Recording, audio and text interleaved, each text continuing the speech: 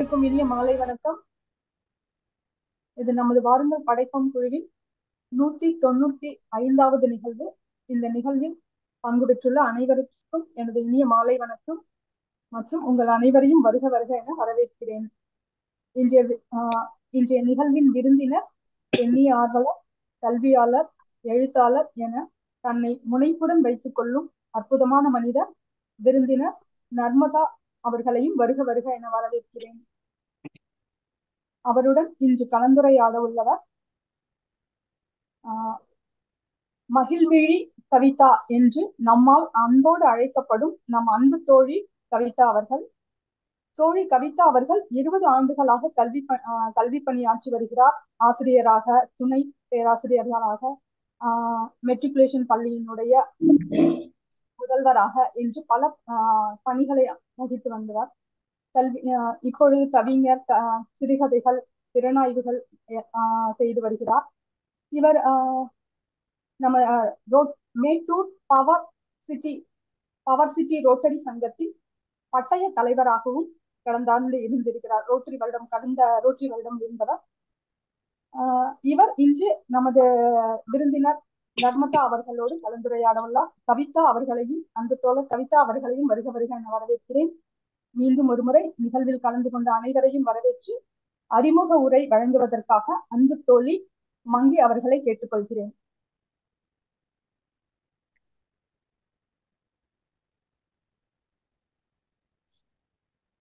மங்கை, unmute பண்ணிட்டு.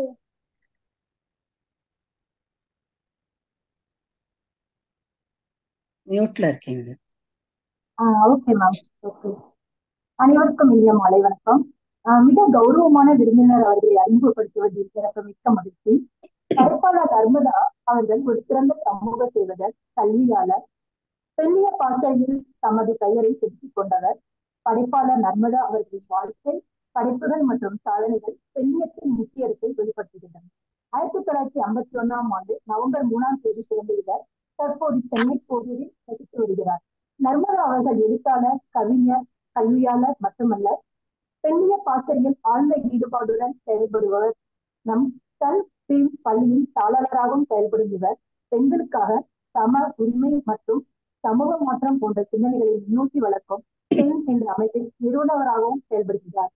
பெண்களுக்கான உரிமைகள் மற்றும் சம உரிமைகளை வலியுறுத்தும் நர்மதா அவர்கள் திருப்பூர் சக்தி விருது, பெண்ணிய பேராளி விருது மற்றும் பெண் வாழ்நாள் சாதனையாளர் விருது போன்ற பல விருதுகளை பெற்றிருக்கின்றார். இவர் எழுதும் படைப்புகள் சமுதாய சீர்திருத்தம், நல் அரசியல் மற்றும் ஏற்றத்தாழ்வினை வலியுறுத்தும் படைப்புகளாகும். நர்மதா அவர்களின் முக்கிய படைப்புகள்: படைப்பு 1, 2004ஆம் ஆண்டு நாங்கள் அவர்கள் அல்ல. 2016ஆம் ஆண்டு ஆடவும் பள்ளு பாடவும். 2016ஆம் ஆண்டு சிலைகளற்ற பெருநகரங்களில். 2016ஆம் ஆண்டு வண்டூர்களும் பூக்குட்டிகளும். 2017ஆம் ஆண்டு செட்ட போரிட்ட உலகுக்கு அஞ்சலி.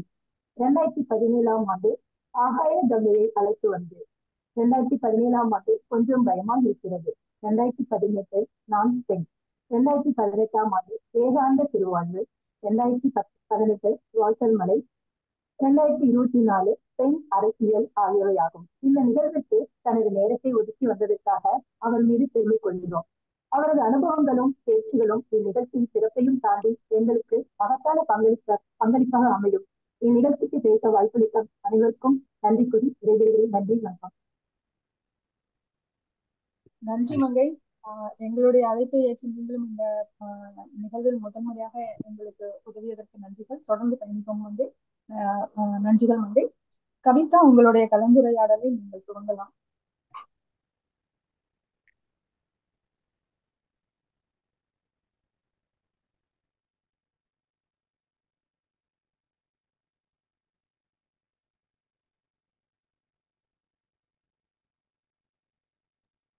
கவிதா, அன்மியூட் பண்ணிட்டு. கவிதா பேசுறது கேட்கவே இல்ல. அன்மியூட் பண்ணிடுங்க கவிதா. கேக்குதுங்களா? கேக்குதுங்க. ஓகே. அனைவருக்கும் இனிய மாலை வணக்கம். வீடியோ வரலைங்களா?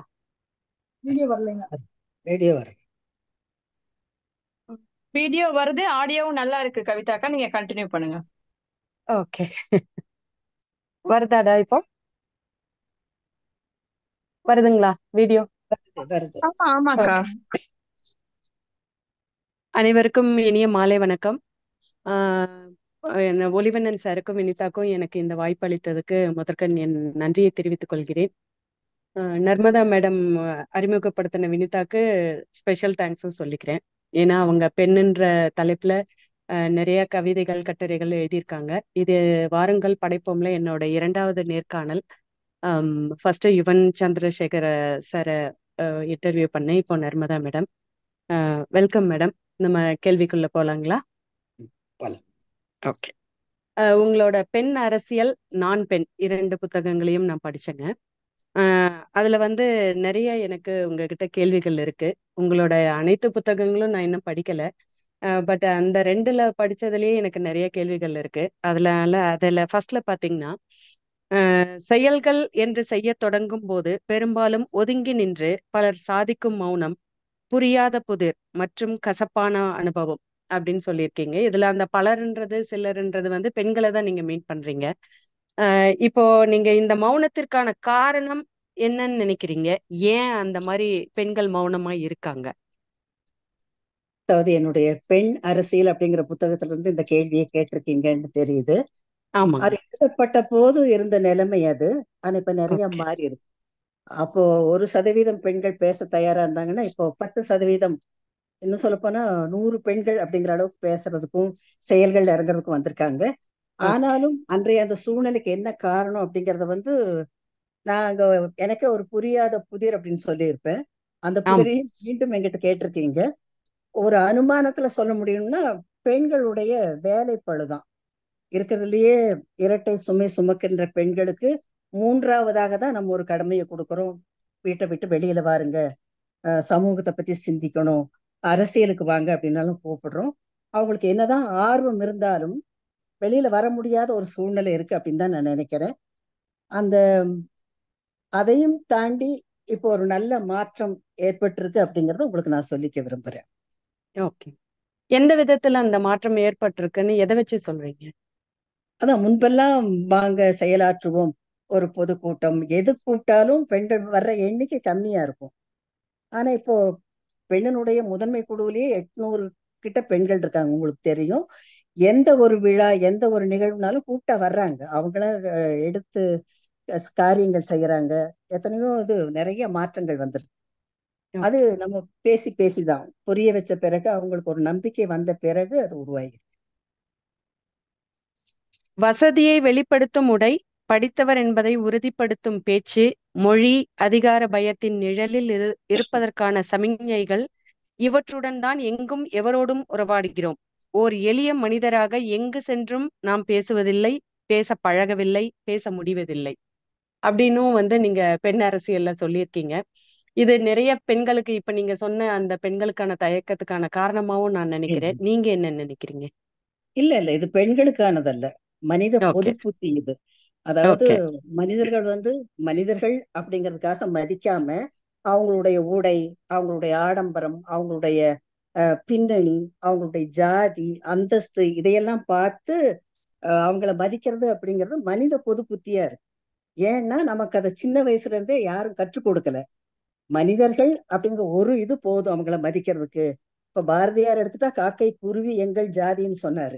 இப்ப காக்கை குருவி அளவுக்கு உங்களால அன்பு காட்ட முடியலனாலும் சக மனிதர்களை கூட நீங்க மதிக்கிறது இல்ல அப்படிங்கிறது வந்து இது பெண்களுக்காக மட்டும் அல்ல, ஆண்களுக்கும் சேர்த்தி சொன்ன என்னுடைய ஆதங்கம் இது.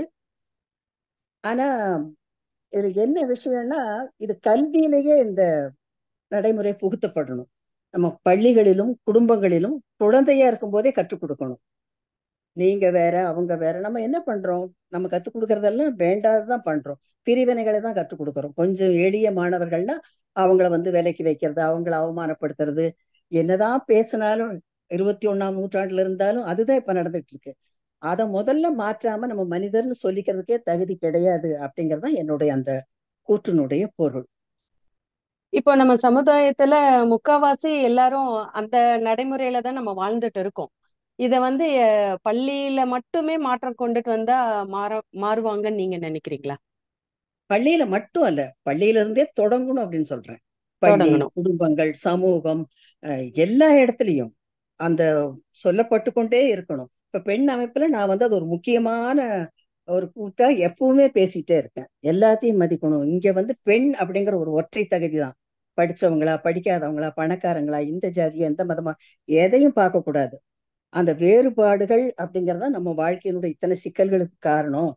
அந்த தன்மை இருக்கக்கூடாது. ஒரு பரந்த மனப்பான்மை, அதை வந்து கற்றுத்தரணும். இப்போ உனக்கு எப்படி இந்த உலகத்துல உரிமை இருக்கோ அதே மாதிரி எனக்கும் உரிமை இருக்கு அப்படிங்கறது வந்து இவங்களும் உணரணும், அவங்களும் அதை புரிஞ்சுக்கணும். ரெண்டு தரப்புலையும் புரிதல் வரணும் அப்படிங்கறது என்னுடைய ஆர்வம். நன்றிங்க. இந்த ரெண்டுமே கனெக்டடான கேள்விதான். நன்றிங்க மேடம்.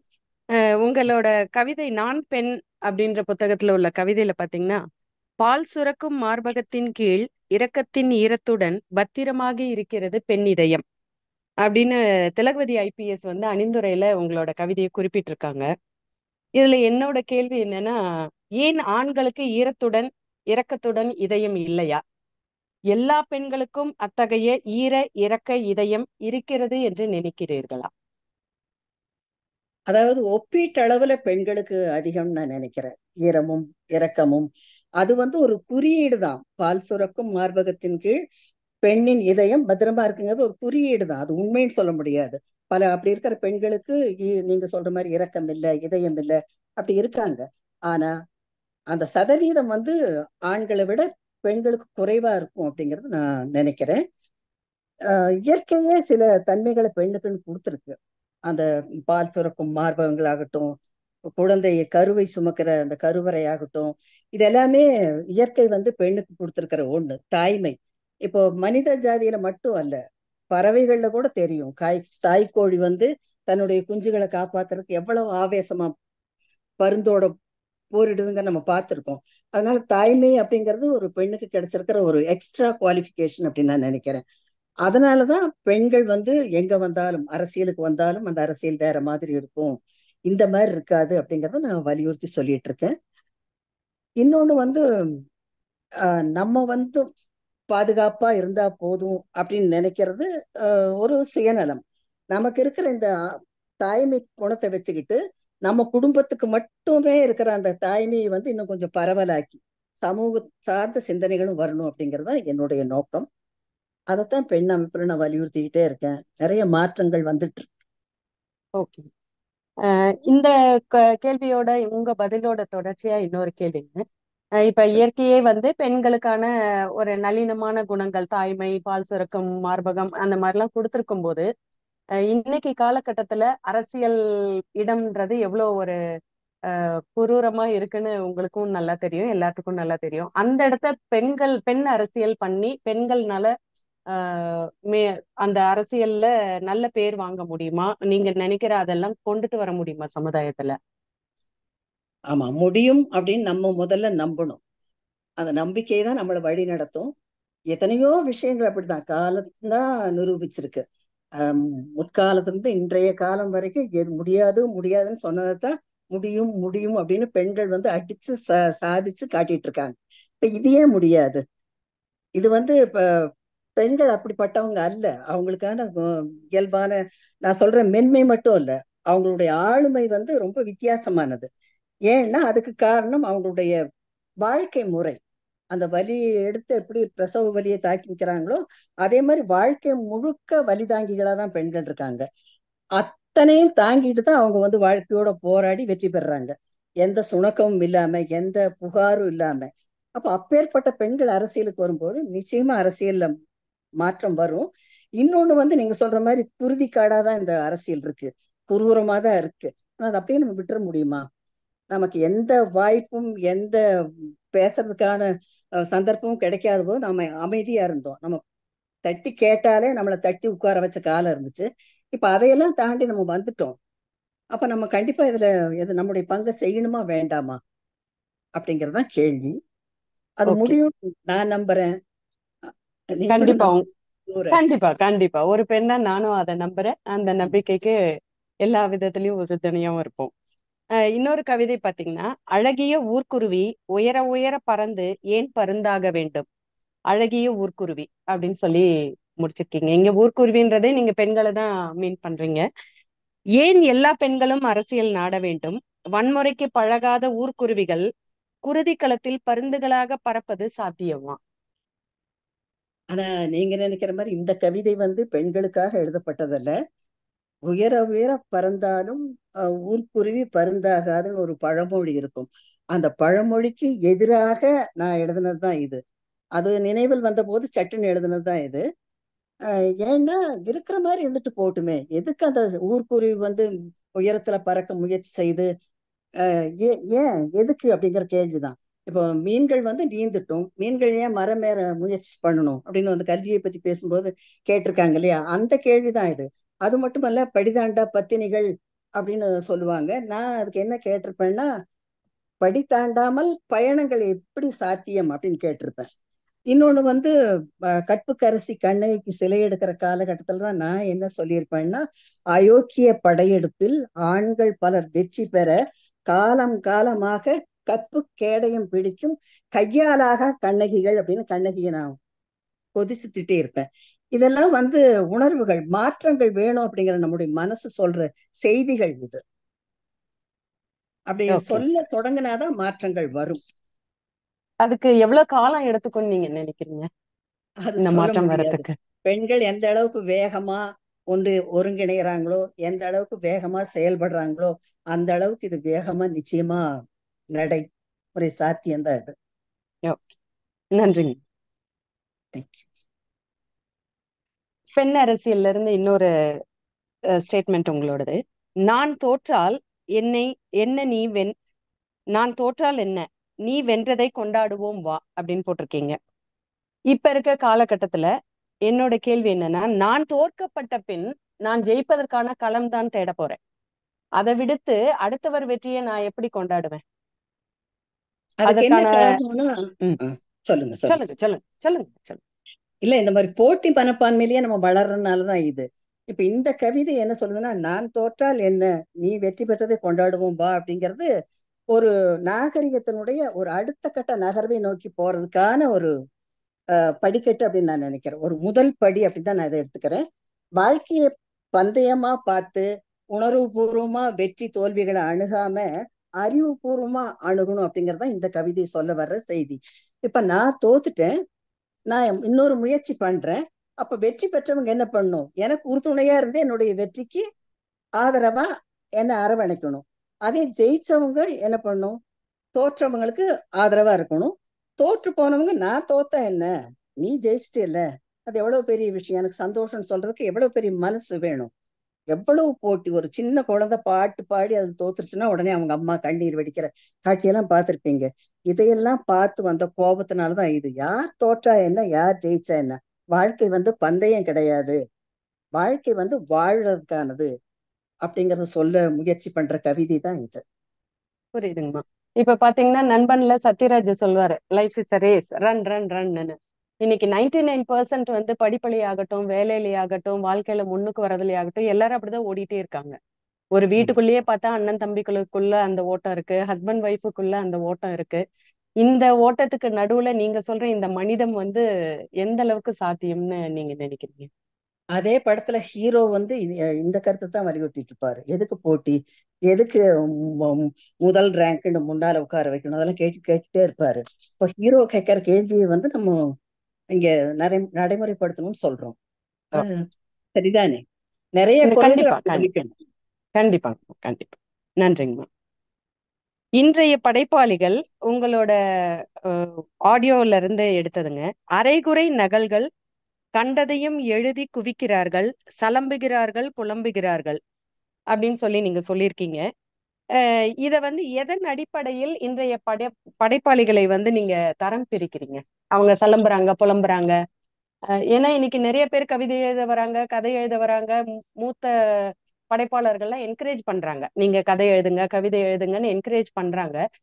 சோ அந்த ஒரு காலகட்டத்துல நீங்க சலம்புறாங்க, புலம்புறாங்க அப்படிங்கும்போது அவங்களை எப்படி இப்படி தரம் பிரிக்கிறீங்க? அது எல்லாரையும் பற்றி குறிப்பிடுறதல்ல.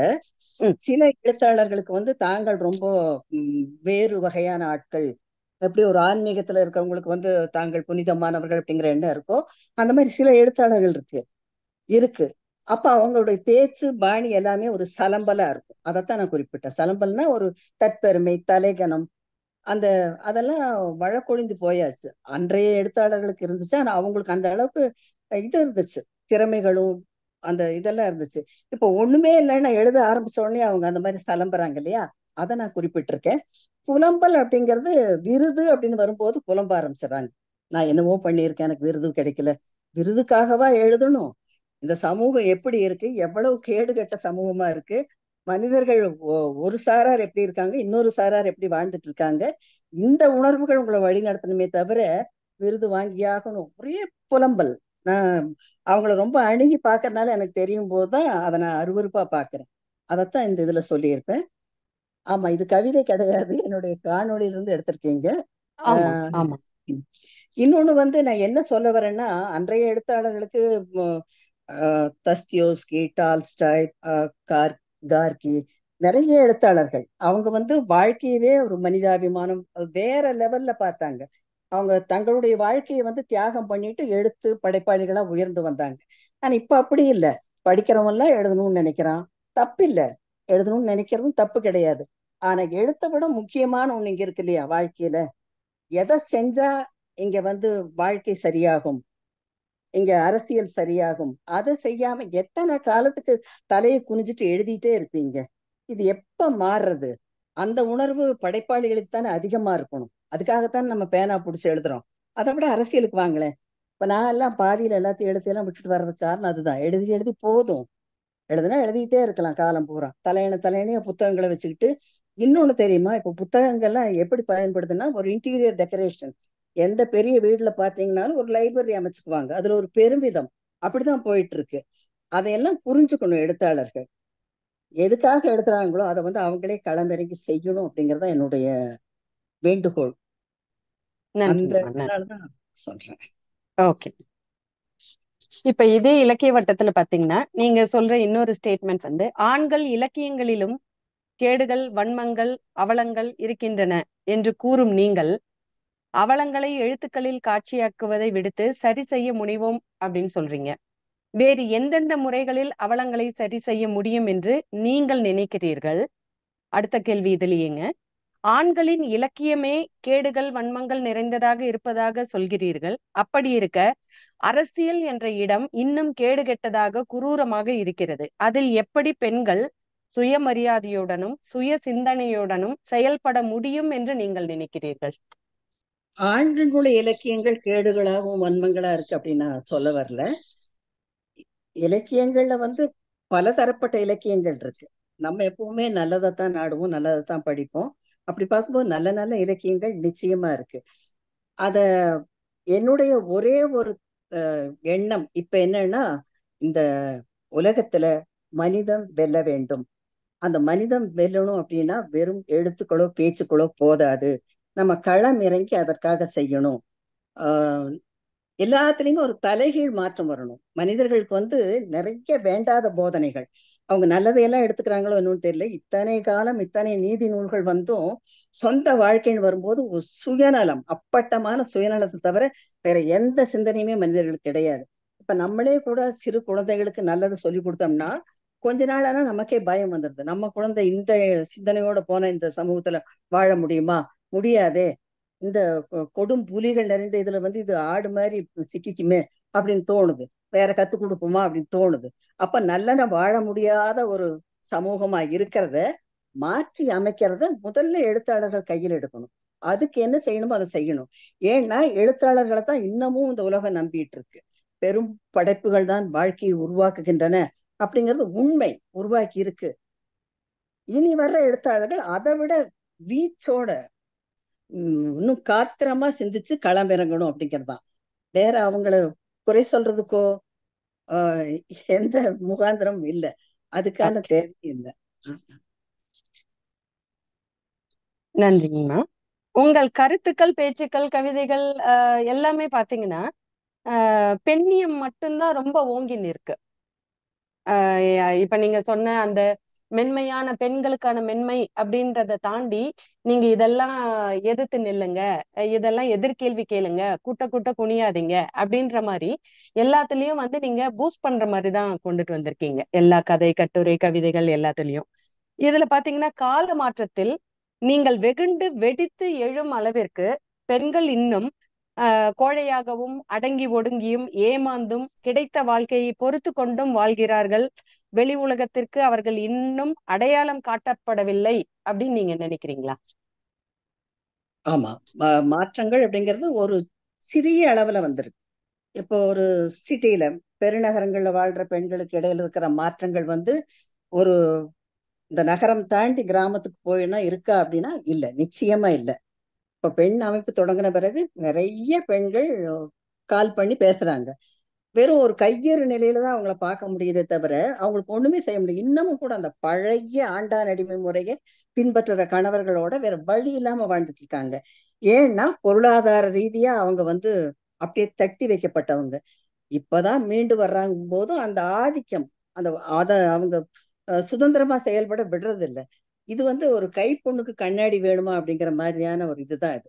பெண்களுடைய நிலைமை வந்து ரொம்ப சிட்டியில ரொம்ப உடை, ஆஹ் வாழ்க்கை முறை எல்லாத்துலயும் வித்தியாசமா இருக்கிற பெண்களுக்கும் கூட அந்த உள்ளுக்குள்ள அந்த உள்ளூர் அந்த சோகம், உள்ளூர் அந்த அந்த பயம். அடிமையுடைய சாயல், அதனுடைய ஆதிக்கத்தினுடைய வலி எல்லாமே இருந்துகிட்டு தான் இருக்கு. ஏன் இதெல்லாம் எனக்கு புரியுதுன்னா அதனுடைய உச்சபட்சமான இதை நான் அனுபவிச்சிருக்கேன் வாழ்க்கையில. எப்போ 55 ஆண்டுகளுக்கு முன்னால அதனுடைய நிலைமை கொஞ்சம் கொஞ்சமா நீர்த்து போயிருக்கே தவிர முற்றிலும் மாறிடல. அதுக்கு இன்னும் பெண்கள் நிறைய களமிறங்கணும், சக பெண்களை நேசிக்கணும், அவங்கள வந்து குற்றம் சாட்டாம அவங்க கிட்ட இருக்கிற என்ன குறைகள் இருந்தாலும் அவங்கள அரவணைச்சுக்கணும். இப்படி நிறைய சொல்லிட்டு இருக்கோம் பெண் அமைப்புல. இதனுடைய விளைச்சல் எப்ப கிடைக்கும்னு தெரியல. சரி. இப்ப பொருளாதார ரீதியாகவே பெண்கள் வந்து டிபெண்டா இருக்காங்க, வீட்டுல இருக்க ஆண்களை வந்து சார்ந்து இருக்கிறனால அவங்களுக்குள்ள வெகுண்டெழுக, நீங்க கொடுக்குற அந்த பூஸ்டிங் வார்த்தைகள்ல வெகுண்டெழுந்து வெளியில வரணும், பெண் அரசியலுக்கு வரணும், பெண்களுக்கான போராட்டங்கள்லாம் முன்னிறுத்தணும்னு நினைச்சாலும் அவங்கள வந்து அந்த பொருளாதார தடை தானே அவங்களுக்கு பெரிய தடையாவே இருக்கு, பொருளாதார இடர்பாடு. அப்படிங்கும்போது அவங்க எப்படி நீங்க நினைக்கிற மாதிரி அரசியல் வரைக்குமே வருவாங்க? அவங்கனால ஃபேமிலி விட்டே வர முடியல இப்போ. எப்படி அரசியலுக்கு வந்து அவங்கனால அந்த பொருளாதார தடையை சீர் செஞ்சு எப்படி அவங்க சாதிக்க முடியும்னு நினைக்கிறீங்க? அதாவது பெண்கள் அரசியலுக்கு வர்றதுங்கிறது இன்னைக்கு நாளைக்கு நடக்கக்கூடிய விஷயம் அல்ல. ஆனா பெண் அரசியல் அப்படிங்கிறது ஒரு உன்னதமான அரசியல் அப்படிங்கிறத வந்து ஒரு எட்டி முன்னாடி போய் நம்ம அவங்களுக்கு சொல்றோம். நீ வெறுமனே குடும்பத்துக்கு மட்டும் ஒரு சிறந்த பெண் அல்ல, உன்னால குடும்பத்தை மட்டும் உயிர்ப்பிக்க முடியும் அப்படின்னு நினைக்காத. இன்னும் கொஞ்சம் சொல்ல போனா வெளியில வா, வெகுண்டெழு அப்படியெல்லாம் சொல்லல. நீ வந்து ஆண்கள் முன்னெடுத்த இந்த அரசியலையே மாற்றி அமைக்க முடியும், ஆண்கள் தோற்று போன எல்லாத்தையுமே நீ தொட்டு தொட்டு துலக்கி எடுக்க முடியும் அப்படின்னு சொல்றோம். இப்ப அந்த வாய்ப்பு இருக்கிற பெண்கள் அதை கேட்டுட்டு மாறும்போது, அவங்க மற்ற பெண்களுக்கு உதவ தயாராகும் போது இந்த மாற்றங்கள் இன்னும் வேகம் எடுக்கும் அப்படின்னு தான். இது ஒரு பெரிய முயற்சி இது. ஏன்னா பெண் அரசியல்ங்கிற வார்த்தையே இப்பதான் உச்சரிக்கப்படுது. இது முதலா உச்சரிக்கும் போது எனக்கே கூட தயக்கமா இருந்துச்சு, இது எப்படி பேச முடியும் அப்படின்னு இவ்வளவு இதுல. ஆனா பேசித்தான் ஆகணும். ஏன்னா ஒரு நீண்ட பெரிய கனவுனாலும் அது வலிக்கக்கூடிய கனவு அப்படின்னு ஒவ்வொரு பெண்ணுக்குள்ளயும் தெரியுது. அதனாலதான் கண்டிப்பா அவங்க இவ்வளவு ஆவேசமா நம்ம கூட ஒருங்கிணைறாங்க, பேசுறாங்க. இப்ப வந்து இணைச்ச உங்களுக்கே அந்த எண்ணங்கள் இருக்கத்தான் இருக்கும். கண்டிப்பா கண்டிப்பா. ஒரே மூச்சுல ஒரே வீச்சுல தகர்த்துட்டு வேற மாதிரி கொண்டு வரலாமான்னு தோணும். ஆனா நினைப்புக்கும் நடப்புக்கும் அவ்வளவு இது வித்தியாசம் இருக்கு. இல்லையா? ஆனால் நம்ம கண்டிப்பா விடக்கூடாது முயற்சிகளை செய்வோம். கண்டிப்பா. இந்த தலைமுறையிலன்னா அடுத்த தலைமுறை இன்னமும் வீச்சான பெண்கள் வருவாங்க, அவங்க சாதிப்பாங்க. நன்றிங்கம்மா, உங்களோட கனவுகள் நிஜமாகட்டும். நம்முடைய கனவுகள். கண்டிப்பாங்க நம்முடைய கனவுகள். இப்போ இந்த பெண்ணியம் என்ற எண்ணம் எப்பொழுது உங்களுக்கு மேலோங்கியது? அதற்கான காரண நிகழ்வு ஏதேனும் உங்கள் வாழ்க்கையில் நடந்திருக்குங்களா? அதாவது சுயமரியாதை உள்ள பெண்கள் எல்லாருக்குமே பெண்ணியம் அப்படிங்கிறது வார்த்தையா இல்லாம உணர்வு பூர்வமா அவங்களுக்குள்ள வந்துரும். எனக்கு வந்ததுன்னு கேட்டா என்னுடைய திருமணத்துக்கு பின்னாலதான். ஒரு சுதந்திரமான வாழ்க்கையை வாழ்ந்துட்டு இருந்த எனக்கு திருமணம் அப்படிங்கிறது அவ்வளவு ஒரு கட்டுப்பட்டித்தனமான ஒரு முறையா தெரிஞ்சிச்சு. இன்னொரு வீட்டுக்கு என்ன கொண்டு போய் தத்து கொடுக்கறது, அந்த வீட்டினுடைய இருக்கவங்களுக்கு எல்லாம் நான் பணிஞ்சு நடக்கணும்னு சொன்னது, கணவன் தான் தெய்வம்னு சொன்னது, இதை எதையுமே அந்த 17 வயசுலயே என்னால ஏத்துக்க முடியல. அதுக்கு நான் தயாராவே இல்லை. அன்றைய சூழ்நிலையில அந்த பெண்கள் எல்லாம் அப்படிதான் வாழ்ந்துட்டு இருந்தாங்க. அதுக்கு காரணம் அவங்களுக்கு கொடுக்கப்பட்ட மூளைச்சலவைகள், சொல்லி சொல்லி சொல்லி அவங்கள படிப்பு இல்லாம எதுவும் இல்லாம ஒரு இக்கட்டுல மாட்ட வச்சு அப்படி வாழ வச்சுட்டு இருந்தாங்க. அந்த சூழ்நிலையிலே நான் அதுக்கு தயாரா இல்லைங்கிறதுதான் உண்மை. போராட்டம் தான், ஒரு 10 ஆண்டு காலம் மிகப்பெரிய போராட்டம். ஆனாலும் ஒரு முடிவு, இந்த வாழ்க்கை வேண்டாம்னா வேண்டாம் தான். வந்த பிறகு அப்புறம் எனக்குள்ள தோணுச்சு, இப்ப நான் வந்துட்டேன். அதே நேரத்துல என்ன மாதிரி படுற சுற்றிலும் நான் பாக்குறேன் அத்தனை பேர் அப்படிதான் இருக்காங்க. இப்ப அவங்களுக்காக நான் ஏதாவது செய்யணும் இல்லையா? அப்ப அந்த 36 வயசுலதான் எனக்கு ஓரளவுக்கு எல்லாமே விடுபட்டு நான் கொஞ்சம் ஃப்ரீயா இருக்கிற டைம் வந்துச்சு. அப்போ கவிதை எழுதுறதுக்காக நான் பேனாவை எடுத்தேன்னா வார்த்தைகள் வந்து அப்படியே கொட்டும். எந்த முயற்சி இல்லாமே கொட்டும். அவ்வளவு மனசுல வெறி இருந்துச்சு. அது அந்த ஏஜ்ல. இப்போ கொஞ்சம் பக்குவம் இன்னும் அனுபவங்களை வச்சு இப்போ பெண் அமைப்பை கொண்டு போயிட்டு இருக்கேன். ரொம்ப சந்தோஷம் மேம். நீங்க பட்ட கஷ்டம் இருக்க முடியாது.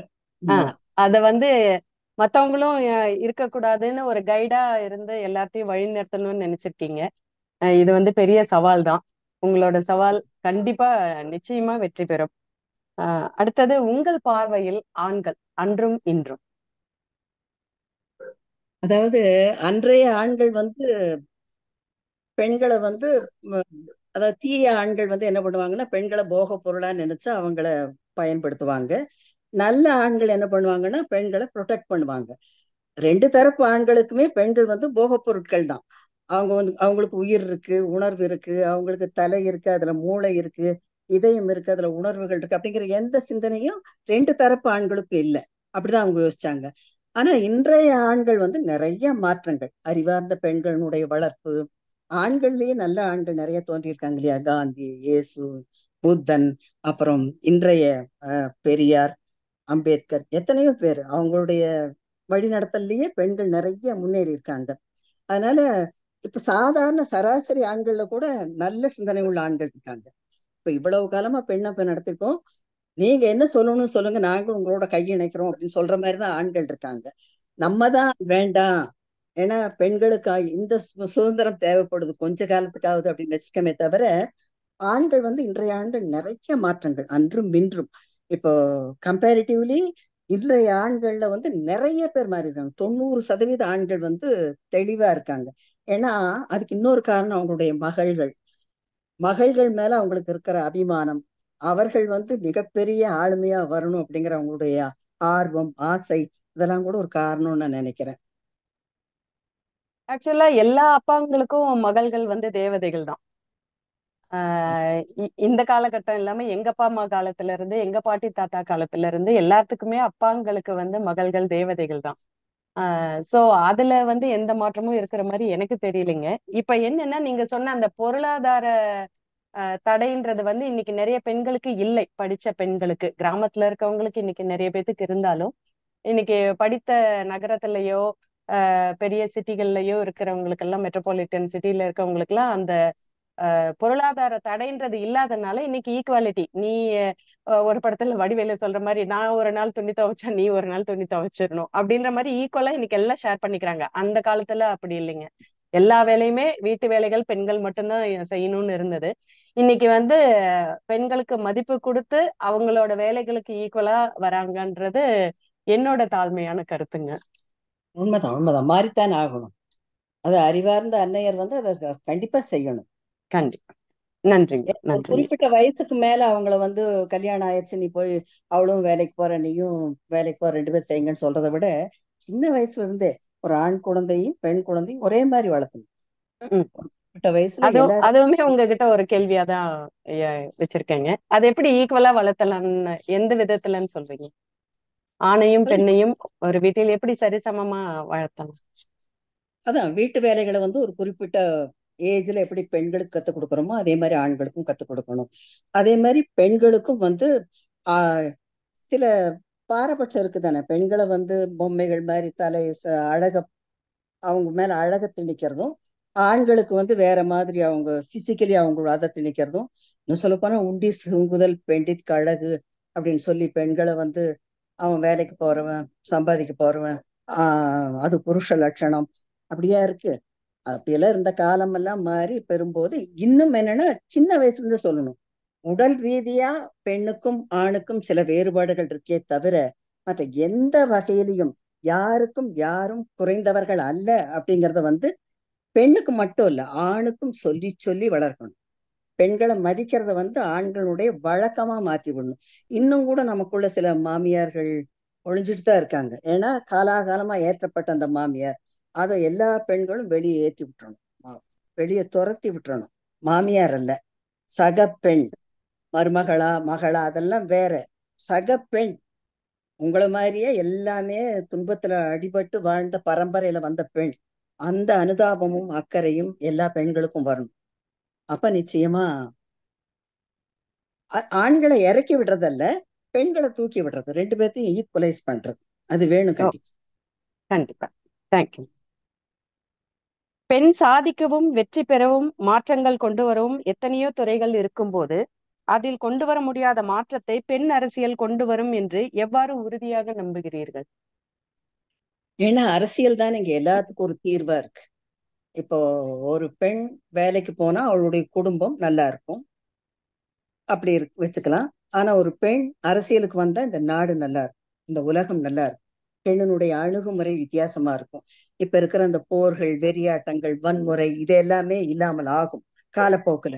அப்ப பெண் வரணுமா வேண்டாமா? பெண்ணினுடைய ஒரு தனித்த பண்புகள் மேல் இருக்கிற ஒரு நம்பிக்கையின் தான் சொல்லப்படுறது இது.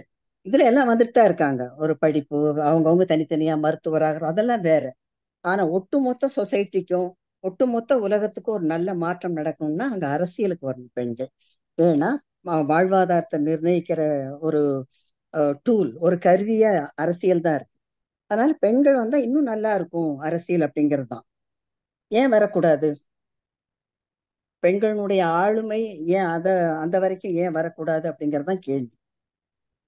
வரலாங்கம்மா. இன்னைக்கு பாத்தீங்கன்னா பழைய ஹிஸ்டரியில இருந்தே பாத்தீங்கன்னா நிறைய ஆளுமைகள்லாம் வந்திருக்காங்க.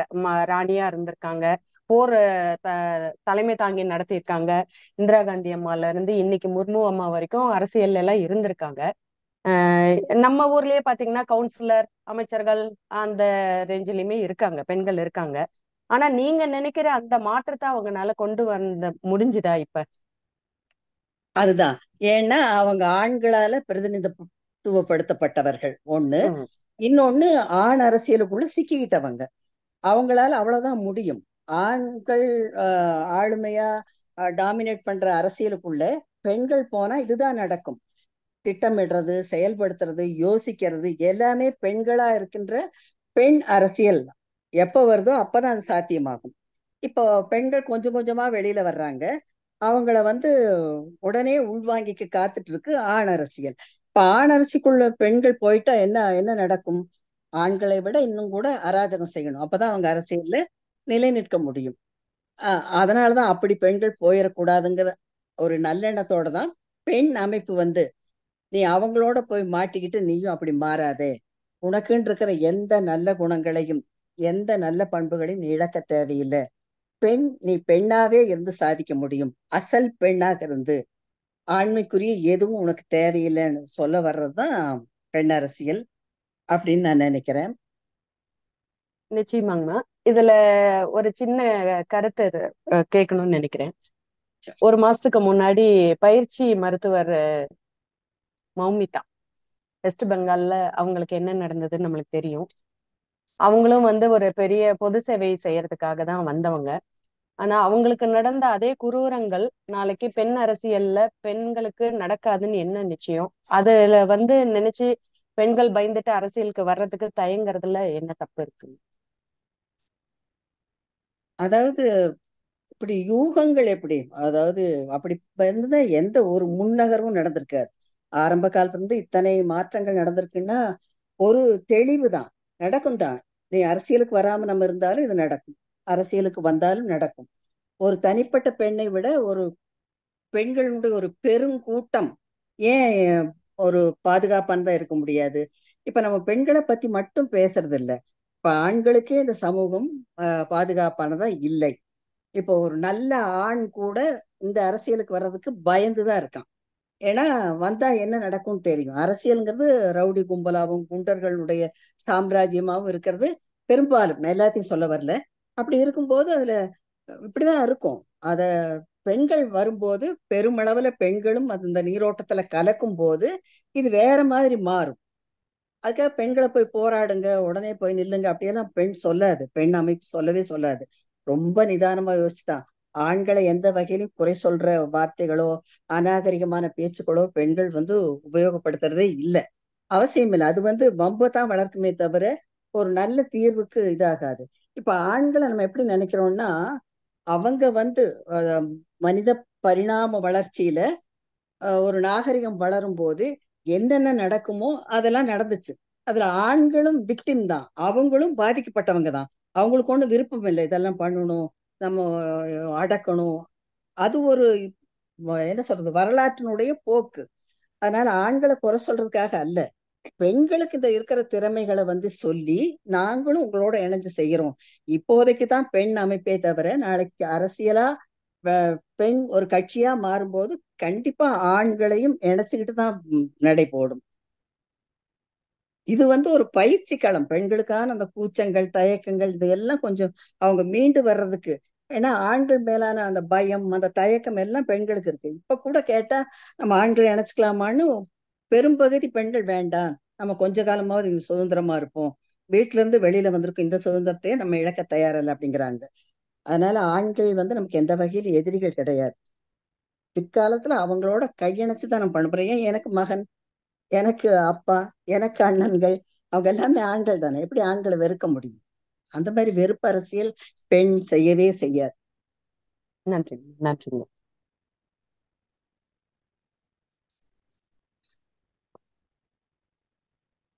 கடைசியா இப்போ டைம் ஆயிடுச்சுன்னு நினைக்கிறேங்க. சரி.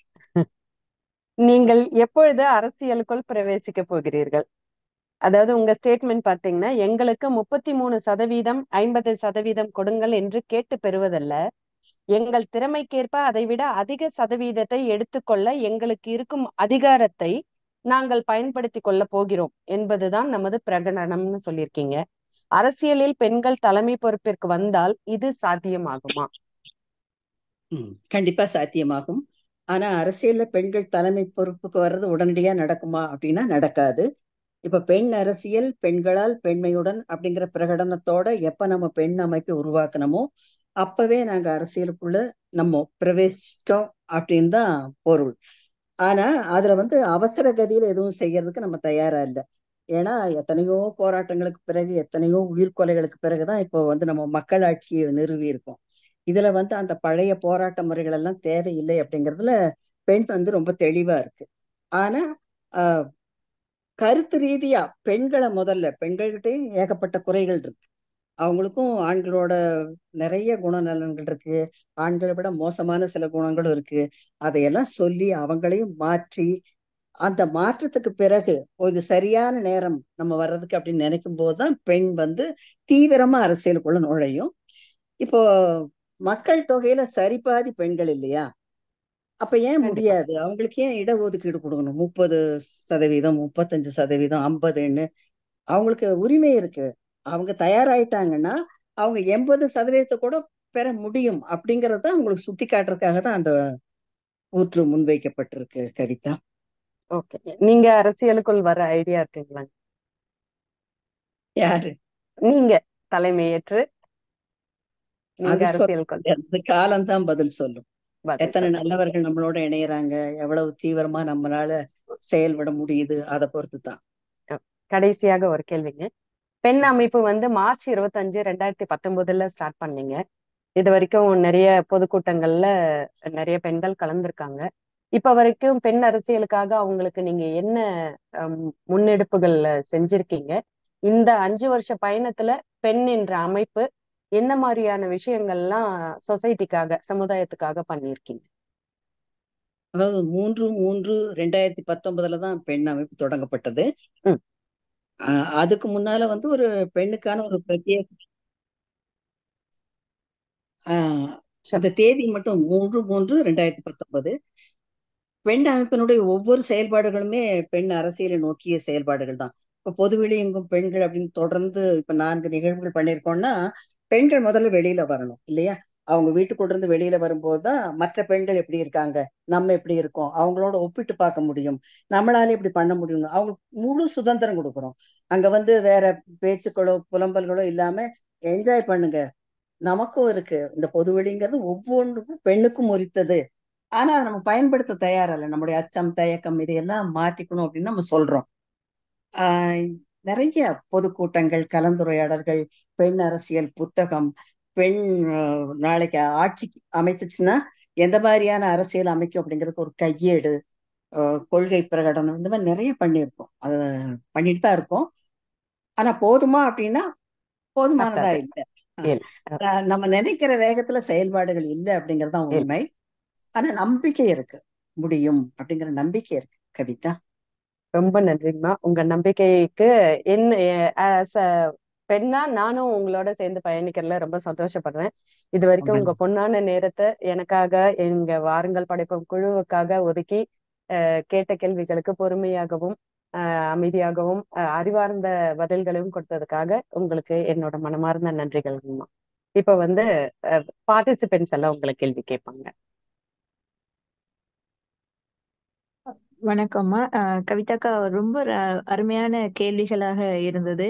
அதுக்கு நம்முடைய இன்றைய விருந்தினருடைய பதில்கள் வந்து ஆழமாகவும் அதே நேரத்துல ரொம்ப நிதானமாகவும் இருந்தது. யதார்த்தத்தை பேசுனாங்க.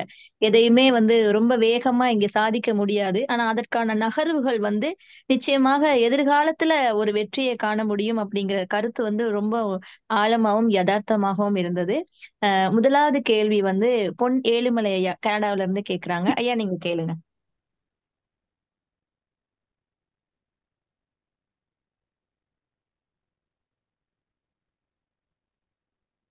மியூட் எடுத்துட்டு பேசு. ஐயா மியூட், மியூட் அன்மியூட் எடுத்து. பண்ணிடுங்க.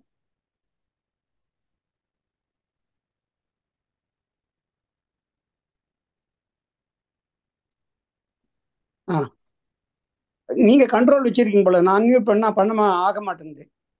கேக்குது, இப்ப சரி, கேக்குதுங்க. இப்ப ஆயிடுச்சு. உங்க பொழிவு வந்து ரொம்ப சிறப்பா இருந்தது. நீங்க கவிஞர்ன்றத வந்து உரையாடலிலே காமிச்சிட்டீங்க.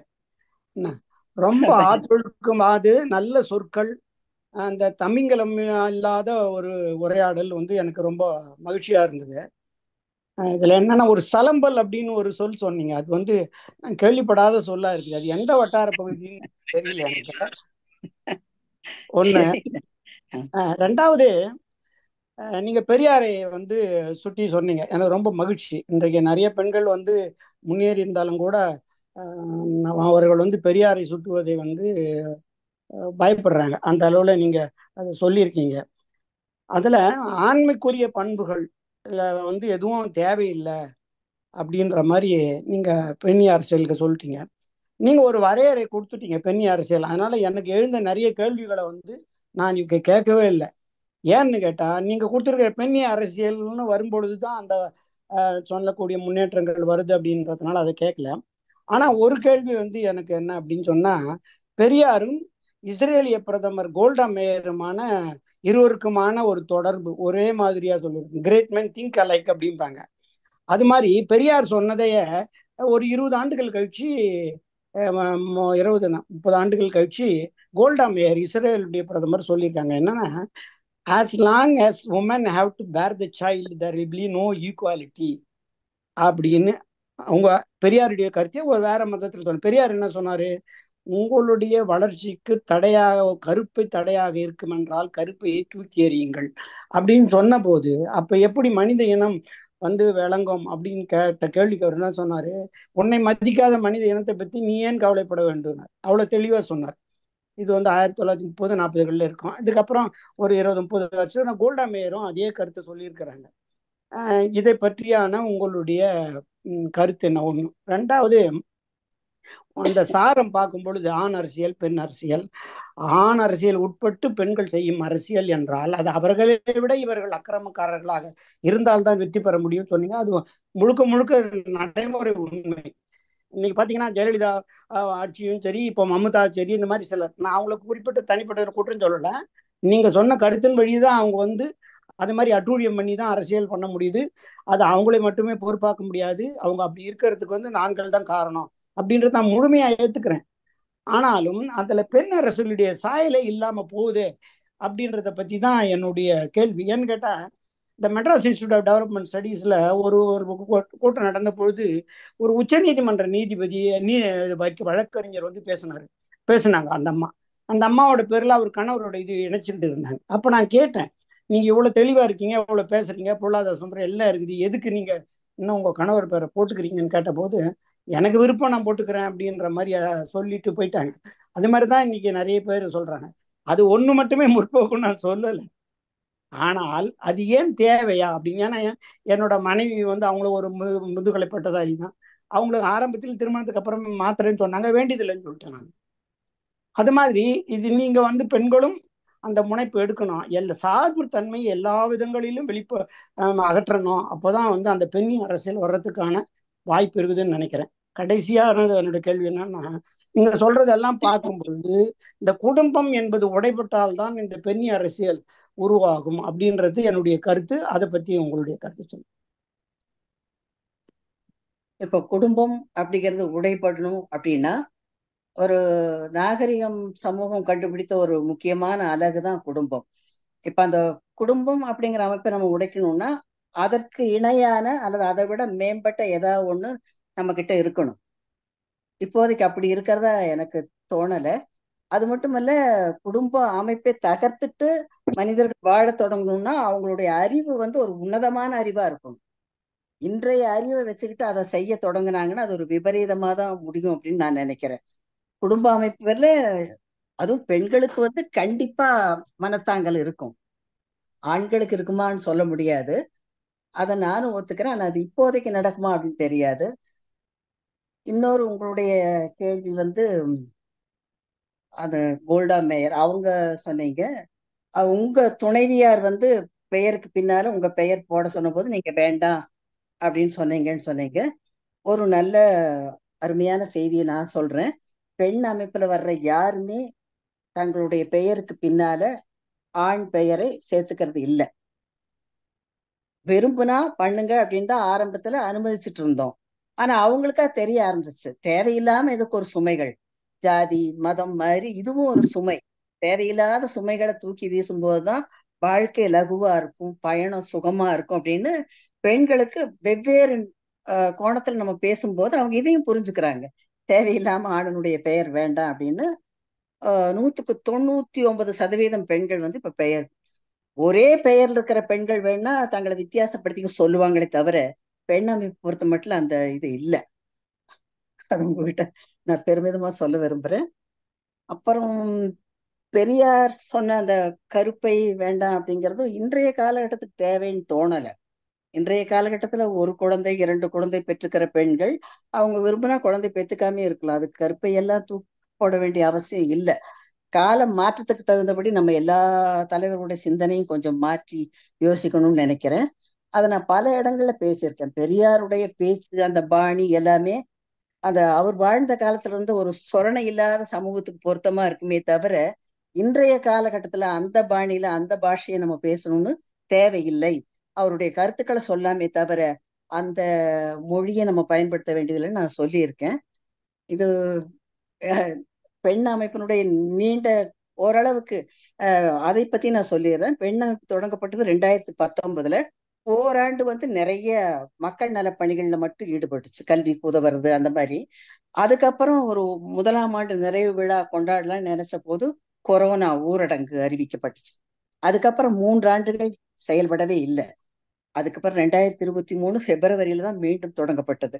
5 ஆண்டுகள் சொன்னாலும் நம்ம செயல்படுற காலம் வந்து ரொம்ப ரொம்ப குறுகிய காலம். அதுல நிறைய செஞ்சுட்டு இருக்கோம். இப்ப பெண்ணுக்கான ஒரு அமைப்பு எந்த கட்சி சார்பும் இல்லாம பண்றாங்க. அவங்களால இத்தனை பெண்களை ஒருங்கிணைக்க முடியுது, தொடர்ந்து நிகழ்வுகள் நடத்திட்டு இருக்காங்க அப்படிங்கறது ஒரு பெருமைக்குரிய விஷயமா வெளியில பேசிக்கிறாங்க. எங்களுக்கு அது போதுமானதா இல்லை அப்படின்னாலும் வெளியில அப்படி ஒரு பேச்சு பரவலா இருக்கு. அதையும் நான் இங்க சொல்லணும்னு நினைக்கிறேன். உங்களுடைய இன்னொரு கேள்வி எனக்கு இப்ப நினைவில் இல்லை. 3 கேள்விக்கு பதில் சொல்லிட்டேன். இன்னொரு கேள்வி, அது வேற யாராவது சொன்னீங்கன்னா நான் பதில் சொல்றேன்.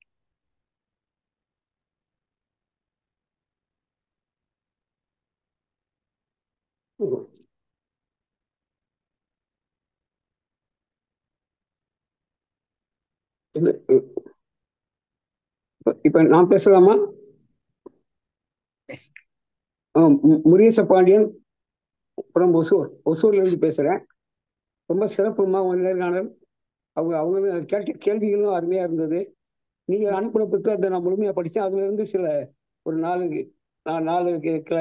கொஞ்சம் கிளாரிபிகேஷன் ஃபர்தர் டிஸ்கஷன் கொஞ்சம் கிட்ட பண்ணலாம். வந்து பேசுங்களேன், கொஞ்சம் சத்தமா. அதாவது நீங்க அனுப்பின புக்கை படிச்சேன். இப்ப அதுல இருந்து சில சில பதிவுகளை நான் நோட் பண்ணி வச்சிருக்கேன். நீங்க ஒரு சொல்லியிருக்கீங்க, வெளியே போகும்போது பெண்கள் கலந்து கொள்ளும் வெளியே வெளியே விழா வெளியே செல்லும் போது விழாக்களில் கலந்து கொள்ளும் போதும் பெண்கள் ஒப்பனைகளில் அலங்கார ஆடைகளும் தேவையில்லை என்று மாறுவது பெண்களுக்கான முதல் விடுதலை என்று சொல்லியிருக்கீங்க. இந்த ஆடை அலங்காரம்லாம் அதுல இருந்து விடுதலை ஆகிறது முதல் விடுதலைன்னு சொல்லியிருக்கீங்க. பட் இதை இப்ப இருக்கிற சமூகத்துல நடைமுறைப்படுத்த முடியுமா? அதுக்கு ஒரு தீர்வா நான் நீங்க சொன்ன புத்தகத்துல இருந்து ஒரு பாயிண்ட் பாக்குறேன். பள்ளி கல்வியில் இருந்து இது தொடங்கப்பட வேண்டும் அப்படின்னு ஒரு இடத்துல சொல்லியிருக்கீங்க. இதுனா எல்லாம் பெண் அரசியலை பத்தி நீங்க சொல்லியிருக்கீங்க. ஸ்பெசிஃபிக்கா இந்த பாயிண்ட்டுக்கு அது பொருந்துன்னு நினைக்கிறேன். அடுத்த தலைமுறை வரும்போது இதெல்லாம் புரிஞ்சுக்கிட்டு வரும்போது அவங்க கண்டிப்பா மாற்றங்கள் வரும் அப்படின்னு நீங்களே சொல்லியிருக்கீங்க. அதனால நம்ம பள்ளி கல்வித்துறையில இதை பத்தி பேசி அதனால பண்ணியிருக்கோமா, பண்றதுன்னா என்ன மாதிரி பண்ண போறோம், அந்த டீட்டெயில்ஸ் இருந்தா சொல்லுங்க. அடுத்து இன்னொரு பாயிண்ட் சொல்லியிருக்கீங்க, வறுமை ஒழிப்பு. இன்று நிலவும் வறுமை ஒழிப்பதுதான் முதல் கடமைன்னு சொல்லியிருக்கீங்க. கேக்குதா? ஒரு நிமிஷம். கேக்குது, ஐயா சொல்லுங்க. ஆடியோ கேக்குதுங்க, வீடியோ தான் வரல. ஓகே. இது இன்று நிலவும் வறுமை ஒழிப்பு தான் முதல் கடமைன்னு சொல்லியிருக்கீங்க. வறுமை ஒழியும் வரை அதற்கான தீவிர செயல்பாடுகளை பெண் அமைப்பு தொடர்ந்து செய்யும் என்று அப்படின்னு சொல்லியிருக்கீங்க நீங்க. அதெல்லாம் அதுக்காண்டி நம்ம என்னென்ன செயல்பாடுகள் வச்சிருக்கோம் அது வறுமை ஒழிக்கிறதுக்கு, அது கொஞ்சம் டீட்டெயில்ஸா இருந்தா கொஞ்சம் ஒரு நிமிஷம். இப்ப கொரோனா வந்துச்சுங்களா, கொரோனா காலகட்டத்துல போர்க்கால நடவடிக்கை அப்படின்னு எடுத்தாங்க இல்லையா, எடுத்து ஏன்னா அது எல்லாரையும் பாதிக்கிற ஒரு நோயா இருந்துச்சு. சாவு பக்கத்திலேயே நெருக்கமா போச்சு, மினிஸ்டருக்கு பக்கத்துலயும் போச்சு, எல்லா தரப்பு மக்கள் பக்கம் போன போது அதுல ரொம்ப தீவிரமா இறங்கி ஒழிச்சாங்க இல்லையா கொரோனாவை போர்க்கால நடவடிக்கையில. ஏன் இந்த வறுமை மட்டும் சுதந்திரம் அடைஞ்சு இத்தனை ஆண்டுகளாகியும் ஒழிக்கவே முடியல? வர்றவங்க எல்லாம் அரசியலை பத்தி நமக்கு என்ன தெரியாதா என்ன? வர்றவங்க எல்லாம் எதுக்கு வர்றாங்க? அரசியல ஒரு வியாபாரமா நினைச்சு வர்றாங்க, சொத்துக்கள் சேர்த்துன்னு நினைக்கிறாங்க. எதை அவங்க பேசி ஆட்சிக்கு வர்றாங்களோ வந்த அடுத்த நிமிஷமே மறந்துட்டு அந்த ஜோதியில ஐக்கியம் ஆயிடுறாங்க. இதெல்லாம் நடந்துட்டு இருக்கும் போது பெண்கள் இதை காலாகாலமா பார்த்துக்கிட்டே இருக்கோம். எங்களுக்கு எல்லாமே தெரியும், இங்க நடக்கிற எல்லாமே சரியில்லைன்னு. ஆனா எங்களை பேச அனுமதிக்கல. ஆக்கப்பூர்வமான பெண்களை ஒடுக்கி வச்சுட்டு பண்ண அரசியல் தான் இந்த ஆண் அரசியல் அப்படின்னு நம்ம சொல்றோம். அது ஆண்களுக்கும் தெரியும். ஆண்களுடைய ஒரு தன்மை என்னன்னா, ஒரு முண்டியடித்தல், தங்களுடைய சுய மோகம், அதை திருப்திப்படுத்துறதுக்கான காரியங்கள் இப்படி இருப்பாங்க. ஆனா பெண்கள் அப்படி இல்லை, அவங்க ரொம்ப எளிமையானவங்க. ஒரு குடும்பம், ஒரு குழந்தை, ஒரு அந்த ஒரு சின்ன வட்டத்துல மகிழ்ச்சியை பழகிட்டவங்க அவங்க. அப்படி இருக்கும்போது அவங்க வந்தாதான் எதை எதை எப்பப்ப செய்யணும், எதை எதை யாருக்காக செய்யணும் அப்படிங்கறது சரியான திட்டமிடலும் சரியான ஒரு அரசியலும் இங்க வரும் அப்படின்னு நான் நினைக்கிறேன். தனிப்பட்ட முறையில நானும் ஒரு பெண்ணா நினைக்கிறேன், ஒவ்வொரு பெண்ணும் அதை நினைப்பாங்கன்னு நான் நம்புறேன். அப்புறம் வறுமை ஒழிப்புக்கு இந்த United Nations sustainable development goals 17 கோல்ல ஃபர்ஸ்ட் கோலை நோ பாவர்ட்டி, 2வது கோல் ஜீரோ ஹங்கர் அப்படிதான் போயிட்டு இருக்கு. அவங்களும் அந்த ஃபர்ஸ்ட் கோலா இது எடுத்திருக்கீங்க, நீங்களும் அது முதல் கோலா வச்சிருக்கோம். நம்ம அது யுனைடெட் நேஷன்ஸுடைய கைட்லைன்ஸ் அது நமக்கு யூஸ்ஃபுல்லா இருக்கா, அல்லது நம்ம டிஃப்ரெண்டா போறோமா, அதை பத்தி கொஞ்சம் நம்ம ஆலோசிக்கணும். அடுத்து இன்னொரு ஒரே ஒரு பாயிண்ட். அடுத்து இந்த இது இருக்குல்ல, பிள்ளை பேறுதல், கவர்மெண்ட் ஆஸ்பத்திரியுடைய பிரசவ வார்டை பத்தி நீங்க அந்த புத்தகத்தில் எழுதிருக்கீங்க, அந்த நிலைமையை அதுக்கு மாத்துறதுக்கு நம்ம என்ன பண்ண போறோம்? கண்டிப்பா இந்த பிரசவ வார்டுக்கெல்லாம் ஆண்கள் தான் போக முடியாது, பெண்கள் தான் போக முடியும். அப்படி இருக்கும்போது அதனுடைய நிலைமை சரி பண்றதுக்கு பெண் அமைப்பை தவிர வேற யாருமே பண்ண முடியாது. அதனுடைய என்னுடைய வேண்டுகோள், அதுக்கு கொஞ்சம் தீவிரமா நம்ம ஒவ்வொரு கவர்மெண்ட் ஹாஸ்பிட்டலையும் போயிட்டு நம்ம ஒரு ஆடிட் பண்ணிட்டு நம்ம வந்து ஒரு பெரிய ப்ராஜெக்டா பண்ணணும். அதுதான் என்னுடைய ஒரு நிமிஷம். பெண் அமைப்பு தவிர யாருமே பண்ண முடியாதுங்கிறதெல்லாம் அது என்னமோ லாஜிக்கா இல்ல. இப்போ கார்பரேட் ஹாஸ்பிட்டல்கள் பாத்தீங்கன்னா மிகப்பெரிய மாளிகைகள் மாதிரி ஹாஸ்பிட்டல் அப்படிங்கிற எண்ணமே வராத அளவுக்கு ஏதோ ஒரு டூரிஸ்ட் ஸ்பாட்டுக்கு போயிட்ட மாதிரி அப்படி டெக்கரேட் பண்ணி வச்சிருக்காங்க. அவ்வளவு பெரிசா நோயாளிகளை பாக்குறாங்க. அதெல்லாம் பெண்களா போய் பண்ணிருக்காங்க. ஆண்கள் தான். மனசு வேணும். அதாவது சக மனிதர்களை பத்தி சிந்திக்கிற அந்த சிந்தனை வேணும். வறுமையில் இருக்கவங்களை வந்து பயன்படுத்திக்கிறது, அவங்கள சுரண்டுறதே தொழிலா இருக்கிறதுல வந்து இவங்களும் அப்படி ஆயிடுறாங்க. அவங்கள வந்து வரிசையா நிறுத்த வச்சு சுரண்டுற அந்த கூட்டத்துல அரசியல்வாதிகள் தான் முன்னணியில் இருக்காங்க. அதனாலதான் இவ்வளவு பலங்கள். அப்போ பெண் அரசியல் வந்து இதுக்கு வந்து மனசுதான் அந்த தீர்க்கமான முடிவு. வறுமைங்கிறது கூடாது. இந்த உலகத்தில் நடக்கிற அத்தனை பிரச்சனைகளுக்கும் அத்தனை கொடூரங்களுக்கும் இந்த வறுமையும் ஏற்றத்தாழ்வும் தான் காரணம் அப்படிங்கிறத பெண் வந்து அனலைஸ் பண்றாங்க. அதை மாத்துறதுக்கான முயற்சி தான் முதல் முயற்சியா இருக்கணும், முதல் அரசியலா இருக்கணும் அப்படின்னு நினைக்கிறாங்க. அதே மாதிரி நம்ம மீடியால ஒரு ஏதோ ஸ்பெசிபிக் பேப்பர், தமிழ் ஈல்டு அது மாதிரி ஒரு பேப்பர் எடுத்துக்கிட்டு அதுக்கு வந்து ஒரு காலம் கொடுத்து வாரத்துக்கு ஒரு கட்டுரை நம்ம என்ன பண்ண, எப்படி மக்களிடம் மாற்றத்தை கொண்டு வர்றதுக்கு நம்ம இது பண்ணலாம். அது ஒரு வேண்டுகோளா வைக்கிறேன். அதே நீங்கெல்லாம் எழுத நாங்க மற்றவங்க எல்லாம் ஷேர் பண்ண முடியும். சிறப்பு, வாழ்த்துக்கள். கண்டிப்பா கண்டிப்பா. நன்றி நன்றி.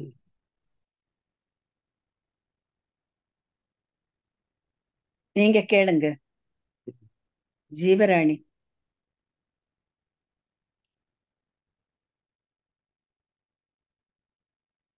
மியூட் எடுத்துட்டு பேசுங்க. மியூட் எடுத்துட்டு.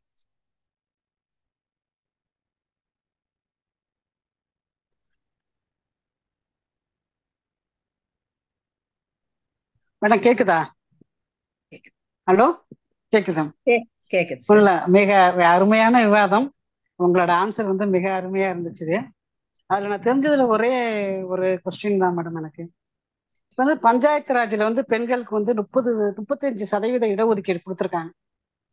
அதுல எல்லாமே வந்து பெண்கள் வந்து நிக்கிறாங்களே ஒழிய அவங்களுக்குன்னு தனித்தனிமையா யாருமே அதுல செயல்படலையே. நீங்க எந்த பெண்கள் எடுத்துக்கிட்டீங்கனாலும் அதுவரையும் மனைவியை கண்டுக்காத கணவன் எல்லாம் அந்த பேருக்கு பக்கத்துல தன்னோட பேரை போட்டுப்பாங்க. பாத்தீங்கன்னா அவங்க மட்டும்தான் வந்து தலைமை தாங்கி நடத்துவாங்க. ஒரு கையெழுத்து போடக்கூடிய ஒரு நிலையில தான் பெண்கள் இருக்கிறாங்க. நம்ம நிறைய காலங்கள்லாம் மாறி வந்துட்டு வளர்ச்சியெல்லாம் அடைஞ்சிட்டோம், எல்லா முன்னேற்றம் இருந்தாலும் அந்த அரசியல்ல தலைமை பண்பு என்கிறது ரொம்ப கம்மியா இருக்குன்னு நான் நினைக்கிறேன். ஒரு கொஸ்டின்.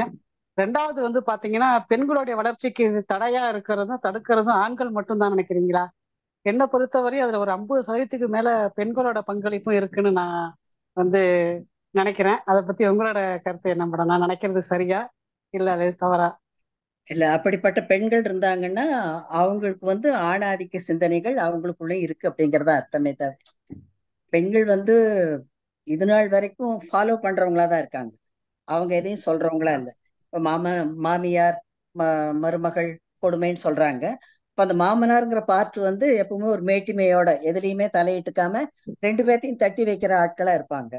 சண்டை போட்டுக்கிறது உங்க வேலை, எங்களுக்கு சாப்பாடு சரியான நேரத்துக்கு வந்த 2 அடிமைகள்ல யாரோ ஒருத்தர் எங்களுக்கு செய்யுங்க அப்படிங்கிற மாதிரி ஒரு மேட்டுமையோட அவங்க இருப்பாங்க. இந்த தந்திரங்களை எல்லாம் பெண்கள் புரிஞ்சுக்கணும். அது பெண்களுக்கு வந்து நம்ம எந்த நிலையிலையும் பெண்களை விட்டு கொடுக்க கூடாது. 50% பெண்கள் தான் அப்படி இருக்காங்கன்னா அந்த காரணத்தை ஆராயணும்.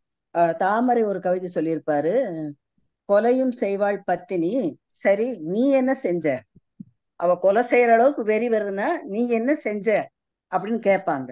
அப்போ ஒவ்வொன்றையும் பெண்கள் ஆண்களோட கேள்வி கேட்க பழகிக்கணும். ஏன்னா நம்ம அப்படியே பழகிட்டோம், வாய் பொத்தி கதவு சந்திர ஒழிஞ்சுக்கிட்டு. இப்படிதானே 60 வயசானாலும் பெண்கள் வந்து மருமகன் கிட்ட பேச மாட்டாங்க. மாப்பிள்ளை அப்படி பதுங்கி இருப்பாங்க. மகளை விட பவ்யம் காட்டுவாங்க. பொண்ணுடைய அப்பா அம்மா பவ்யம் காட்டுற பக்த கோடிகள். அதே பொண்ணுனுடைய மாமியார் மாமனார் வந்து ஆதிக்கத்தினுடைய உச்ச கட்டத்தில் இருப்பாங்க. இதையெல்லாம் நம்ம சிந்திக்கணும்.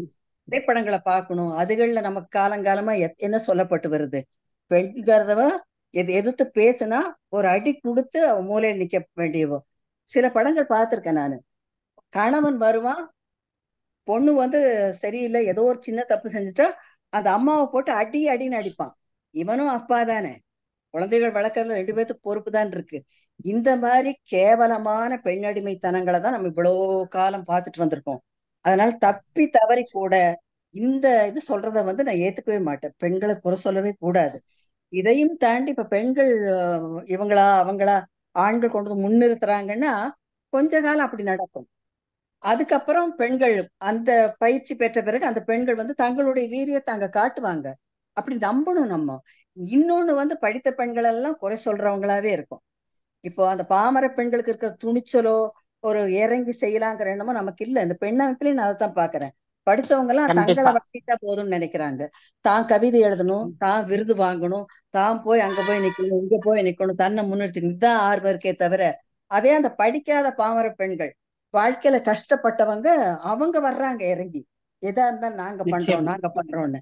அப்ப மாற்றம் எங்க வரணும் அப்படிங்கறத நம்ம சரியா புரிஞ்சுக்கணும். படித்த பெண்கள் மத்தியில. ஆமா, கண்டிப்பா சரி, தலைமை பண்பை வளர்த்துக்கணும். அதுதான். ஆமா ஆமா, தலைமை உங்க பண்பு. மேடம், உங்க புத்தகம் நான் வந்து இன்னும் படிக்கல. இன்னும் படிச்சிருந்தானாக்கா இன்னும் நிறைய கேள்விகள் எனக்கு வந்து எழுந்திருக்கும். நான் அதை இன்னொரு படித்த இன்னொரு பிறகு சந்தர்ப்பம் உங்களுக்கு வரும் நான் இல்லைங்களா, அப்ப பேசுவோம். கண்டிப்பா. ரொம்ப நன்றிம்மா. நன்றிம்மா. சரி. தேங்க்ஸ். நன்றி நன்றி மேம். ஜெனி மேம், நீங்க கேளுங்க. அனைவருக்கும் வணக்கம். நான் பேசுறது கேக்குதா? கேக்குது கேக்குது. நர்மதா மேடம்கிட்ட நான் கேட்க விரும்புற கேள்வி என்னன்னா, நீங்க ஒரு படைப்பாளி அப்படிங்கிற அடிப்படையில இந்த கவிதை அப்படிங்கிற ஒரு விஷயத்தை நான் எப்படி பார்க்கிறேன் அப்படின்னா, அது ஒரு அலங்காரம் செய்யப்பட்ட பெண் போல, அலங்கரிக்கப்பட்ட வார்த்தைகளின் தொகுப்பு அப்படின்னு பாக்குறேன். அது ஒரு புரியாத புதிர், எளிய சாமானிய மக்களுக்கு ஒரு புரியாத ஒரு நடைமுறை அப்படின்னு பாக்குறேன். ஆனா அது எல்லாருக்குமானதா அப்படின்னா அப்படி கிடையாது. அதை புரியுற மாதிரி எழுதுறவங்களும் இருக்காங்க. ஆனா ஒரு கவிதை நூல் அப்படின்னு பொதுவா எடுத்துக்கிட்டு படிச்சோம் அப்படின்னா, அதுல ஒரு 100 கவிதையில 20 கவிதை தான் புரியுது, மத்தெல்லாம் புரிய மாட்டேங்குது. என்னுடைய கவிதைகள் புரியலன்னா அப்புறம் கவிஞர்கள் அப்படின்னு தம்பட்டம் அடிச்சுக்கிறவங்க கவிதைகள் பக்கத்துல கூட நீங்க போக முடியாது. இப்ப பெண் அது எழுத்தாளர்கள்ல சுகிர்வராணி, சல்மா, வெண்ணிலா, இவங்க நிறைய இருக்காங்க இல்லையா. அவங்க எழுதுற விதங்கள் வந்து புரியவே புரியாது. யாருக்கு புரியும்னா அதுலயே ஊறி தெளிஞ்சு வர்றாங்க இல்லையா, அவங்களுக்கு தான் புரியும். என்னுடைய கவிதைகள் அப்படி இல்லை. அந்த நான் என்னோட கவிதை எழுதக்கூடியவங்களோட அந்த மனநிலையே அப்படிதான் இருக்கு. அதன் மூலம் தன்னுடைய அறிவுஜீவித்தனத்தை, தன்னுடைய மேட்டிமையை, தான் வந்து தனித்துவமானவங்க அப்படிங்கிறது அதுக்காக எழுதுறாங்க. ஒரு படைப்பு அப்படிங்கிறது அதனால என்ன பயன், அது சமூகத்துல என்ன விளைவை ஏற்படுத்துது, சமூகத்திற்கான ஒரு விஷயமா அந்த கவிதை எழுதாம, இந்த கவிதை அப்படிங்கிற விஷயமே சமூக போராளிகள் கவிதையை கையில எடுக்க கூடாதுன்னு நான் நினைக்கிறேன். இந்த இயற்கையை நேசிக்கிறவங்க, அந்த பெண்களை அலங்காரப்படுத்தி கவிதை எழுதுறவங்க, காதலை குறிப்பா எழுதுறவங்க, பாடுறவங்க, அவங்களுக்கான கவிதை அப்படிங்கிறதே அவர்களுக்கானது அப்படின்னு நான் நினைக்கிறேன். இந்த பெண் விடுதலை, சமூக விடுதலை, சமூக புரிதல், இப்ப உங்களை போன்ற நபர்கள் கவிதைய கையில எடுக்கக்கூடாது அப்படின்னு என்னுடைய சிந்தனை. இப்ப உங்களுடைய நூல் வந்து நான் பெண் வந்து முழுசா படிக்கல. ஆனா பெண் அரசியல் படிச்சிருக்கேன். அந்த பெண் அரசியல் புத்தகம் எனக்குள்ள ஏற்படுத்தின தாக்கம் கவிதை நூல் ஏற்படுத்தல அப்படின்னு நான் ஃபீல் பண்றேன். அதை பத்தி படைப்பாளருங்கிற அடிப்படையில நீங்க அதுக்கான விளக்கம் சொல்லணும். நன்றி. கவிதையை நான் தேர்ந்தெடுக்கிறதுக்கு என்ன காரணம்னா, எனக்கும் இந்த நீள நீளமா எழுதுறதெல்லாம் பிடிக்காது ஜெனி. நான் என்ன நினைச்சேன்னா, சொல்ல வர்றத சுருக்கமா சொல்றதுன்னா அதுக்கான ஒரு மொழி கவிதை மொழிதான் அப்படின்னு நினைச்சேன். ஆனா அத நான் ஒரு கவிஞர் ஆகணும் அப்படின்னோ, அதனால எனக்கு ஒரு பெருமிதம் வரணும் அப்படின்னோ, எனக்கு விருதுகள் கிடைக்கணும்னு நான் எழுதுறது இல்லை. என்னுடைய உள்ள அந்த இது இருக்கு இல்லையா, புழுக்கம், குமுறல், அதை வந்து எப்படியாவது வெளிப்படுத்தணும்னு நினைச்சேன். இப்ப பெண் அமைப்பு இல்லாத காலத்துல 87லயே நான் எழுத ஆரம்பிச்சிட்டேன். எனக்கான ஒரு வடிகால அது இருந்துச்சு. அது கட்டுரையா எழுதுறதை விட கவிதை எழுதுறது ரொம்ப ஷார்ட்டா சொல்ல முடிஞ்சுச்சு. இப்ப நீங்க பெண் அமைப்புல தான் இருக்கீங்க, இதை பத்தி நான் உங்ககிட்ட தனியா பேசுறேன், சொல்ல முடியும். இதுக்கு விரிவான பதிலையும் சொல்ல முடியும், உங்களை கன்வின்ஸ் பண்ணவும் என்னால முடியும். பார்க்கலாம். கவிதைகள் வந்து அப்படி ஒட்டுமொத்தமா நிராகரிக்கப்பட வேண்டியதில்லை. நான் அதை சொல்லிட்டு தான் இருக்கேன், படைப்பாளிகளே போதும், நீங்க எழுதுனது போதும், வாங்க அரசியலுக்கு வாங்க, அரசியலை முதல்ல ஒழுங்குபடுத்திட்டு இங்க எல்லாருக்கும் சமத்துவம் வந்து எல்லாருக்கும் வாழ்க்கை வந்த பிறகு அப்புறம் வெவ்வேறு கவிதைகள் எழுதுவோம். ரசிக்கிறதுக்காக எழுதுவோம், கொண்டாட்டத்துக்காக எழுதுவோம், காதலுக்காக எழுதுவோம். அது அடுத்த கட்டமா இருக்கட்டும், எழுதாதீங்க அப்படின்னு தான் நான் சொல்லிட்டு இருக்கேன். உங்க சைட்ல தான் நான் நிக்கிறேன். ஆனா கவிதையே கூடாது அப்படிங்கிறது அல்ல. ஆரம்ப காலத்துல பாரதியாருடைய கவிதைகள் அன்னைக்கு பாத்தீங்க இல்லையா, பாரதியார் தினத்தன்னைக்கு அத்தனை பெண்களுக்குள்ளேயும் பாரதியார் போய் உள்ள புகுந்திருக்காரு. அத்தனை பேரும் பெண்ணிய அவருடைய பாடல்களை பாடுறாங்க, ராகமா பாடு விரும்புறாங்க, வெளிப்படுத்துறாங்க. அது ஏற்படுத்தின தாக்கங்கள் இருக்கு. கவிதைகளுடைய தாக்கங்கள் ஒரு காலகட்டத்துல இருந்துச்சுங்கிறது உண்மை. அது பேசுவோம் நம்ம. நன்றிங்க மேம். பாபு சசிதரன் சார், நீங்க கேளுங்க. வணக்கம் நர்மதா மேம். மிக சிறப்பான கேள்விகள். மலர்விழி தொடர் வணக்கம். நல்ல கேள்விகளை கேட்டீங்க. சில கேள்விகள் நான் கேட்கணும்னு எழுதி வச்சிருந்த கேள்வியை கூட நீங்க கேட்டுட்டீங்க. அதனால என் கேள்விகளை சிலதை மாத்திக்கிட்டு கேட்கிறேன். ரொம்ப நல்ல உரையாடல். என்னோட கேள்வி 2 கேள்வி. ஒன்று வந்து பெண்களுக்காக எழுதுகிற ஆண்கள் இப்பொழுது எழுதுகிறார்களா? அப்படி இருந்ததுன்னா ஒரு 4-5 ஆண் எழுத்தாளர்களை சொல்லுங்கள். 2வது கேள்வி, பெண்ணியத்திற்காக பெண்களுக்காக எழுதுகிற பெண் எழுத்தாளர்களில் இன்னும் அவர்கள் எழுதப்படாதது எது? இன்னும் இந்த இடத்த அவங்க போய் டச் பண்ணல, இந்த இடத்துல இன்னும் எழுதாம வெற்றிடமாவே இருக்கு அப்படின்னு எதை நீங்க நினைக்கிறீங்க? அவ்வளவுதான். அன்றைய ஆண் கவிஞர்கள் அளவுக்கு இன்றைய கவிஞர்கள் பெண்ணியத்துக்காக எழுதுறாங்களா அப்படின்னு கேட்டா இல்லைன்னு சொல்லலாம். ஆனா பேசுறாங்க. அன்றைய ஆண்களை விட இன்றைய ஆண்கள் வந்து இப்ப பெண் எழுத்துக்களை மதிக்கிறாங்க. ஒரு பெண்ணியம் சார்ந்த கவிதை வரும்போது சப்போர்ட்டிவா வந்து கமெண்ட் பண்றாங்க, பாராட்டுறாங்க, வாவ் சொல்றாங்க. அதெல்லாம் நடக்குது. இப்போ மனுஷியபுத்திரம் மாதிரி கவிஞர்கள் வந்து எழுதுவாங்க. ஒரு காதலுக்கு வந்து ஒரு 90%, 99% ஒதுக்குனாருன்னா 1% அபூர்வமா அத்தி பூத்தாற் போல ஒரு நல்ல கவிதை அவருடையதும் பெண்ணிய கவிதைகள் வரும். அதையெல்லாம் நான் என்னுடைய பெண் குரூப்ல எடுத்து உடனே போடுவேன், இது ஒரு சிறந்த பெண்ணிய கவிதை அப்படின்னு நினைக்கிறேன் அப்படின்னு. இப்ப பெண்கள் தொடாத ஒரே ஒரு சப்ஜெக்ட் நான் என்னன்னு நினைக்கிறேன்னா பெண் அரசியல் தான். அதை தொட்டு இனி நிறைய பெண்கள் எழுதும் போது இந்த பெண் அரசியல் வந்து வேகம் எடுக்கும் அப்படின்னு நினைக்கிறேன். பெண்ணை வந்து வீட்டுக்குள்ள இருந்து வெளியில கூப்பிடுறத விட வீட்டுக்குள்ள இருந்து நீ வெளியில வர மட்டும் தகுதியான ஆள் கிடையாது, இந்த நாட்டையே ஆள தகுந்த ஆள் நீ அப்படின்னு சொல்ற அந்த உச்சபட்சமான அந்த பெண்ணியம் வந்து பெண் அரசியலுக்கு பெண்களை கூப்பிடும் போதுதான் வரும்னு நான் நினைக்கிறேன். அதுவும் நடக்கும். பெண்ணிலிருந்தே முகிழ்த்து வருவார்கள். அப்படி பார்க்கும் பொழுது பெண் அரசியலை முன்னெடுத்த பெரியார் பத்தி உங்களோட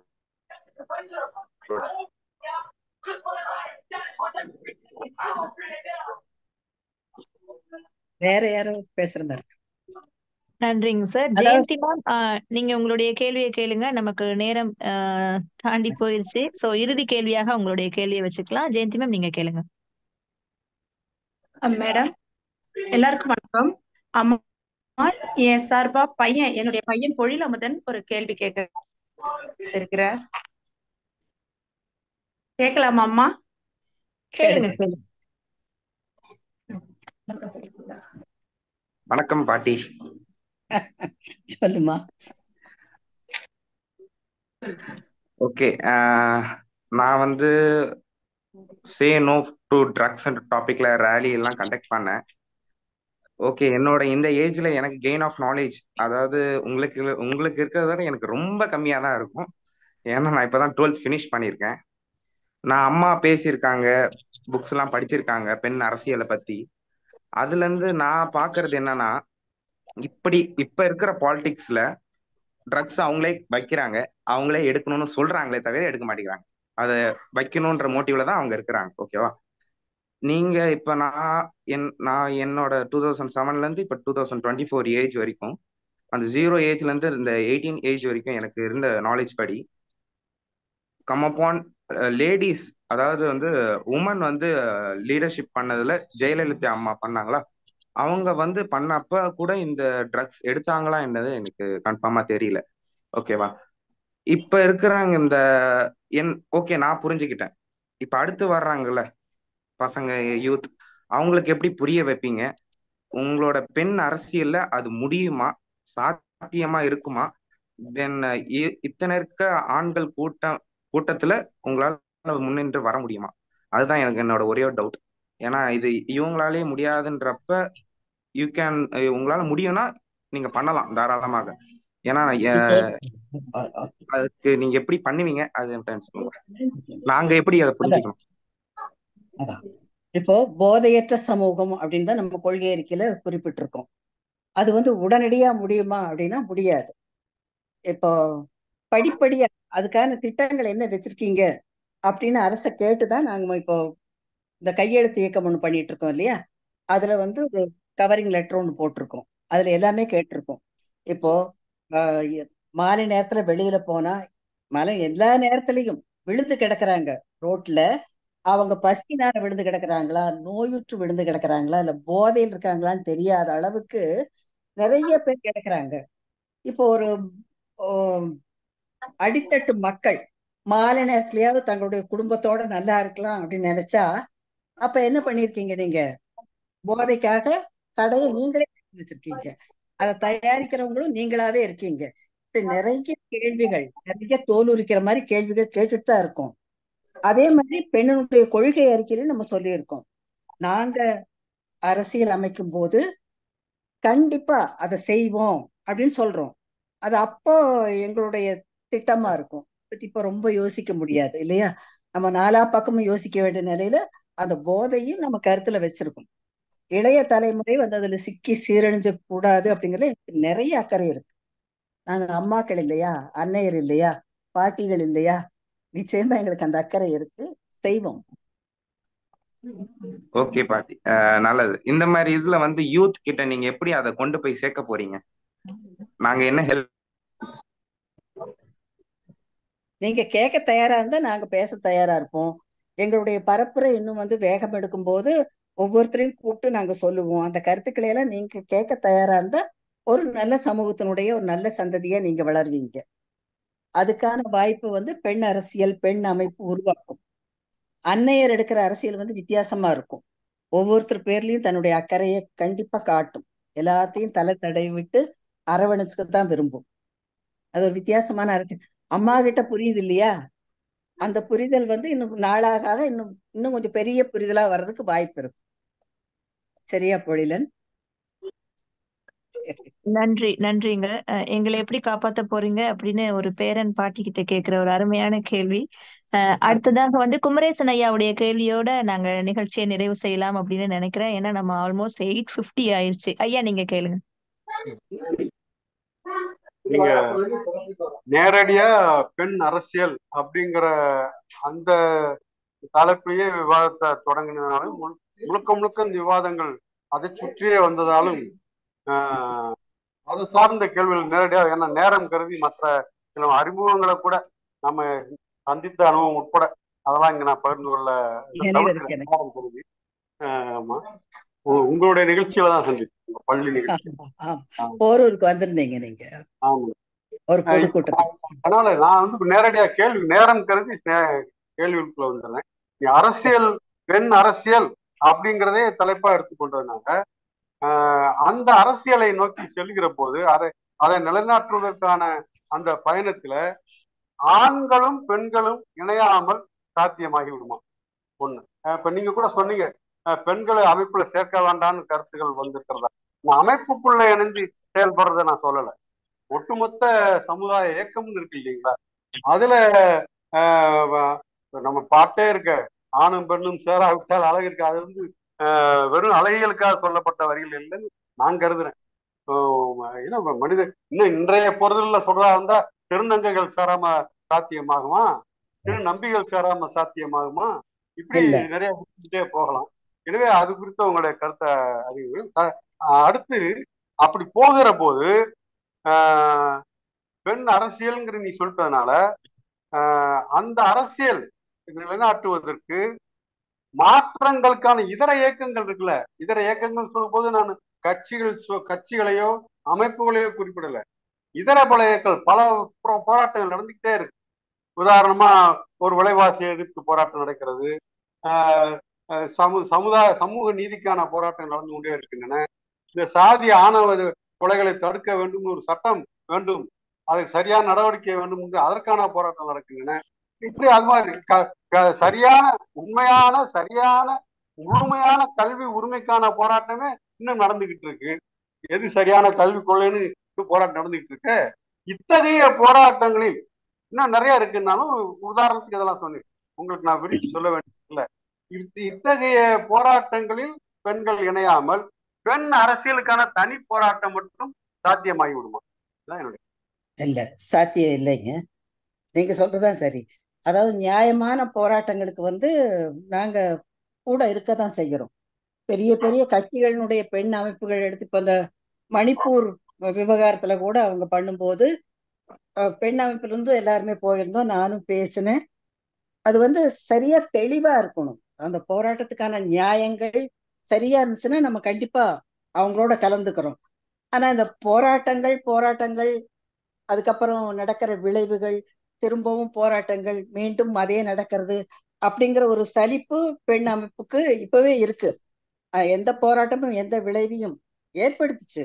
ஒரு சுதந்திர போராட்டம் அந்த மாதிரி பெரிய பெரிய போராட்டங்களுக்கு பின்னாலதான் நம்ம இந்த வாழ்க்கைய அடைஞ்சிருக்கோம். ஆனா இப்ப நடக்கிற போராட்டங்கள் எல்லாம் இந்த அரசியல்வாதிகள்கிட்ட மாற்றம் இல்லாத போது வெறும் வீணா போயிடுற மாதிரிதான் தோணுது. திரும்ப திரும்ப போராட வேண்டியது இருக்கு. ஒண்ணுக்கு போராடி முடிச்சு இன்னொன்னுக்கு வரும்போது இன்னொரு போராட்டத்துக்கான ஒரு காரணம் வந்துடுது. இன்னொன்னு போராட்டத்தை ஒடுக்கிறதுக்குன்னு அவங்க வச்சிருக்கிற அந்த வழிமுறைகள் அது தெரியுது இல்லையா? அதுல நம்ம பெண் அமைப்பினர் கொண்டு போய் இறக்கி விடக்கூடாதுங்கிற அந்த பயம் இருக்கு. எத்தனையோ இருக்கு. இதை பத்தி நாங்களும் சிந்திக்கிறோம். பட் பெண் ஒரு சின்ன குழந்தை தானே, இப்போதைக்கு ஒரு 2 வயது குழந்தை தான். அதனால இதுல பெரிய பெரிய திட்டங்கள் இப்போ முடியாது. ஆனா எல்லாத்தோட இன்னொன்னு கூட நாங்க யோசிச்சிருக்கோம், ஒரு ஆலோசனை குழு அப்படின்னு சொல்லிட்டு அரசியல் சம்பந்தப்பட்ட உங்களை மாதிரி இருக்கவங்க இவங்களை எல்லாம் வெளியில இருந்தாலும் அவங்களுடைய கருத்துக்களை எல்லாம் கேட்டு ஒரு ஆலோசனை குழு உருவாக்கணும்னு நினைச்சிருக்கோம். அடுத்த ஆண்டு அது ஒரு திட்டமிடுதல் இருக்கு. அதனால பயணங்கள் சரியாதான் போயிட்டு இருக்கு. இன்னமும் சரியான பாதையில பயணிக்கிறதுக்கான எல்லா முயற்சிகளையும் நாங்க செய்வோம், உங்களுடைய வழிகாட்டுதலோட. சரிங்களா? நன்றிங்க ஐயா. லாவண்யா மேடம் அப்புறம் ஹர்ஷினி, நீங்க 2 பேரும் கொஞ்சம் சுருக்கமா உங்களுடைய கேள்வியை கேளுங்க. 2 கேள்வியும் கேட்டுட்டு நீங்க பதில் சொல்லிருங்கம்மா. வணக்கம். நீங்க கேளுங்க. கேக்குதுங்களா? ஹலோ கேக்குறேங்க. ஹர்ஷினி கேக்குது, சொல்லுங்க. கேக்குது. எல்லாருக்கும் என்னுடைய மாலை வணக்கத்தை தெரிவிச்சுக்கிறேன். இந்த ஜூம் லிங்க் அனுப்புன கவிதா மேடம் அவங்களுக்கு என்னோட வணக்கத்தை தெரிவிச்சுக்கிறேன். நான் இதுல ஒரு பார்வையாளராக தான் நான் பாக்குறதுக்கு வந்தேன். என்ன சொல்றது, நம்ம சாப்பிட்டா எப்படி நம்மளுக்கு ஒரு மனநிறைவா இருக்குமோ அந்த மாதிரி எனக்கு இவங்களை எல்லாத்தோட ஸ்பீச்சு கேட்டு கேட்டு எனக்கு அப்படியே பயங்கர ஹாப்பினஸ்ஸா இருக்கு. ஏன்னா ஒரு சமுதாயம், அரசியல், வெளியில ஒரு லேடிஸு அந்த எத்தனை விஷயங்களை கடந்து வரணும். நான் கேள்வி கேட்க வரல, நான் ஒரு சாட்டிஸ்பேக்ஷனா உங்களோட எல்லாத்தோட கருத்துக்கள்ல கவிதா மேடம் கேட்ட விஷயம், அதுக்கு மேடம் பதில் சொன்ன விஷயம், மற்ற ஆடியன்ஸ் சாருங்க எல்லாரும் கேட்டது, இதுல நான் நிறைய விஷயங்களை கடந்து ஒரு ரியல் எஸ்டேட் துறையில நிறைய பெண்களுக்கும் சரி நிறைய இடத்துல நிறைய அவேர்னஸ், நான் பெரிய லெவல்ல படிக்கல, 10வது தான் படிச்சிருக்கேன். ஆனா ரியல் எஸ்டேட்டுங்கிற ஒரு துறையை எடுத்து அதுல மிகப்பெரிய சின்ன சின்ன விஷயங்கள்லாம் நிறைய சாதிச்சு நிறைய பேர்த்த தோண வச்சேன். ஆனா பெண்கள்கிட்ட இருக்கிறது என்னன்னா, சுகித்துவம் ஒருத்தர் பேசினாரு, ஆண்கள்னா குடும்பம்னு ஒரு பாக்ஸ் இருக்கும், குழந்தைன்னு ஒரு பாக்ஸ் இருக்கும், ஃப்ரெண்ட்ஸ்ன்னு ஒரு பாக்ஸ் இருக்கும், பிரெயின்ல வந்து சும்மாவே இருக்கிறதுக்கு ஒரு பாக்ஸ் இருக்கும். அப்ப எதனால நினைப்பான். ஆனா பெண்கள் அப்படிங்கும்போது இடியாப்ப சிக்கல் மாதிரி இருக்கும் அவங்க பிரெயின்ல. அவங்க எங்க ஆரம்பிச்சு எங்க முடிக்கிறதுனே தெரியாத மாதிரி இருப்பாங்க. அவங்க வந்து என்ன தேவை எந்த விஷயம் அப்படிங்கறத பேசுனாங்கன்னா சக்சஸ் ஆயிடுவாங்க அப்படிங்கிற மாதிரி ஒரு வீடியோ பார்த்தேன். இப்ப இவங்க ஒட்டுமொத்த இவ்வளவு பேர்த்த பார்க்கும்போது எவ்வளவு விஷயம், எவ்வளவு நாலேஜ், எவ்வளவு கடந்து நாம தான் இவ்வளவு துறையில இவ்வளவு கஷ்டப்பட்டோமா. நிறைய நாள் ரொம்ப சஃபராயிலாம் இருக்கேன். நிறைய கவிதா மேடம்கிட்ட பேசுவேன். அப்பப்ப எனக்கு நிறைய ஆறுதலா சொல்லுவாங்க. அரசியலுக்கெல்லாம் என்னை கூப்பிட்டு போயிட்டு நான் ஒரு 3 வருஷம் இருந்துட்டுலாம் வெளியே வந்துட்டேன். ஆனா எல்லா இடத்துலயும் நீங்க எங்க போனீங்கனாலும் பெண்களை வளர விட மாட்டாங்க. அங்க ஸ்ட்ரகிள் பண்ணுவாங்க. அந்த ஸ்ட்ரகிள் எல்லாம் நம்ம மீறி இன்னும் தன்னம்பிக்கையோட நிக்கணும் அப்படிங்கிறது உங்களெல்லாம் பார்க்கும்போது எனக்கு இன்னும் ரொம்ப ஒரு கான்பிடண்டா இருக்கு. ரொம்ப ஹாப்பியா இருக்கு. தேங்க்யூ. லாவண்யா மேம். இந்த கேள்வி கேட்குறேன். அனைவருக்கும் மாலை வணக்கம். நம்ம இப்போ இவ்வளவு நேரம் இந்த கலந்துரையாடல் வந்து வெகு சிறப்பா போச்சு. என்னுடைய கேள்வி அம்மா கிட்ட என்ன அப்படின்னா, பெண்கள் அரசியலுக்கு வராமல் இருப்பதற்கான காரணிகள் என்ன மாதிரியான காரணிகள் இன்னைக்கு விளாவிக்கிட்டு இருக்கு அப்படிங்கிறத பத்தி தெரிஞ்சுக்கணும். பெண்கள் அரசியலுக்கு வராத காரணமா? ஆமாம்மா. பெண்கள் வீட்டை விட்டு வெளியில வர்றதே இப்பதானே நடந்துட்டு இருக்கு. இப்பதானே பெண்களுடைய வரலாறு நமக்கு தெரியாதா? ஒரு பெண்ணா எப்படி இருந்தோம்? உடன்கட்டை ஏறி ஏற்றப்பட்டு செத்த காலத்துல இருந்து வரதட்சணை கொலைகள் தொடர்ந்து நடந்துட்டு இருக்கு. இந்த காலம் வரைக்கும் பெண்களுடைய வாழ்க்கை வந்து பெரும் சோகம். அவங்க இப்பதான் வெளியில வர ஆரம்பிச்சிருக்காங்க.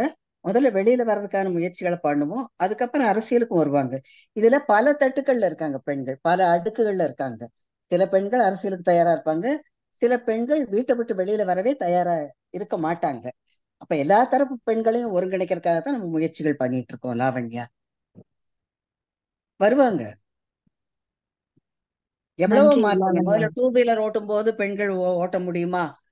ஒரு சின்ன விஷயம்தான், பெண்கள் பண்ண முடியாது, அங்க ஒண்ணும் இங்க ஒண்ணுமா இருக்கு. இப்ப பார்த்தா சென்னை போன்ற நகரங்கள்ல பாதிக்கு பாதி பெண்கள் வந்து 2 வீலர்ல போயிட்டு இருக்காங்க.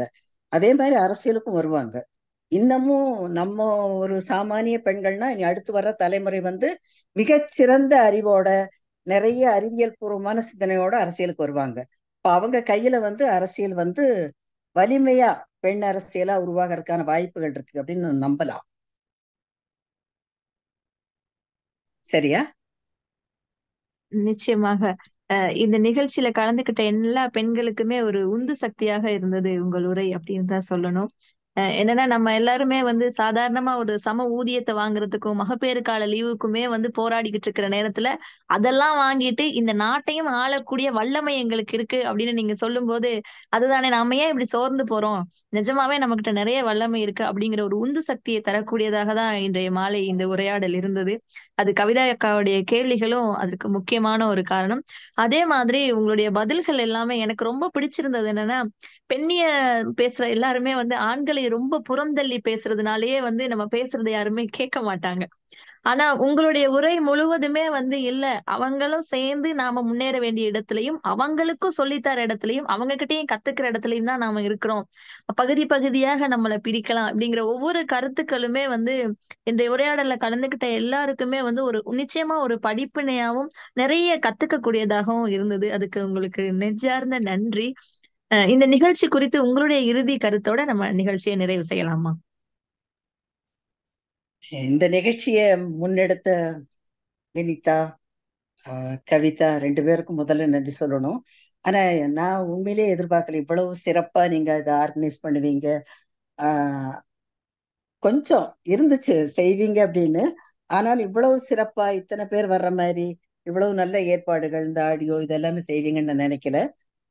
பெரும்பாலும் பெண்களுக்குள்ள நன்றி சொல்லிக்கிற பழக்கம் எனக்கு இல்லை. ஏன்னா இதெல்லாமே நம்முடைய கடமைகள். இன்னும் இந்த மாதிரி நிறைய நம்ம பண்ணணும். நம்முடைய எல்லா ஆற்றல்களையும் சமூகத்துக்காக எந்தெந்த வழியில முடியுமோ அப்படி பயன்படுத்தணும் அப்படின்னு தான் நான் நினைப்பேன். நமக்குள்ள நன்றி சொல்றதுங்கிறது ஒரு சம்பிரதாயம் தான். ஆனாலும் சில நேரங்கள்ல அதுவும் தேவைப்படுது. அந்த வகையில உங்க 2 பேருக்கு என்னுடைய முதல் நன்றியை தெரிவிச்சுக்கிறேன். அதுக்கப்புறம் எல்லாம் எங்கெங்க இருந்தோ வந்து கலந்துகிட்டு இருக்காங்க, கேள்விகள் கேட்டாங்க. பெண் அமைப்புல இருந்து நிறைய பேர் வந்திருக்காங்க. அவங்களுக்கும் என்னுடைய அன்பு, வணக்கம், நன்றி எல்லாத்தையும் தெரிவிச்சுக்கிறேன். இன்னமும் இது மாதிரி நிச்சயமாக. ஒரு வாய்ப்பு சீக்கிரமே உருவாக்குவோம். இன்னும் நிறைய பேசுவோம். கண்டிப்பா கண்டிப்பா. நிகழ்ச்சியில் கலந்து கொண்ட எல்லோருக்கும், கேள்விகளை அருமையாக கேட்ட அனைவருக்கும் இந்த கணத்தில் நன்றி கூறி மீண்டும் ஒரு நல்ல நிகழ்ச்சியில் சந்திப்போம். நன்றி, வணக்கம். நன்றி அம்மா.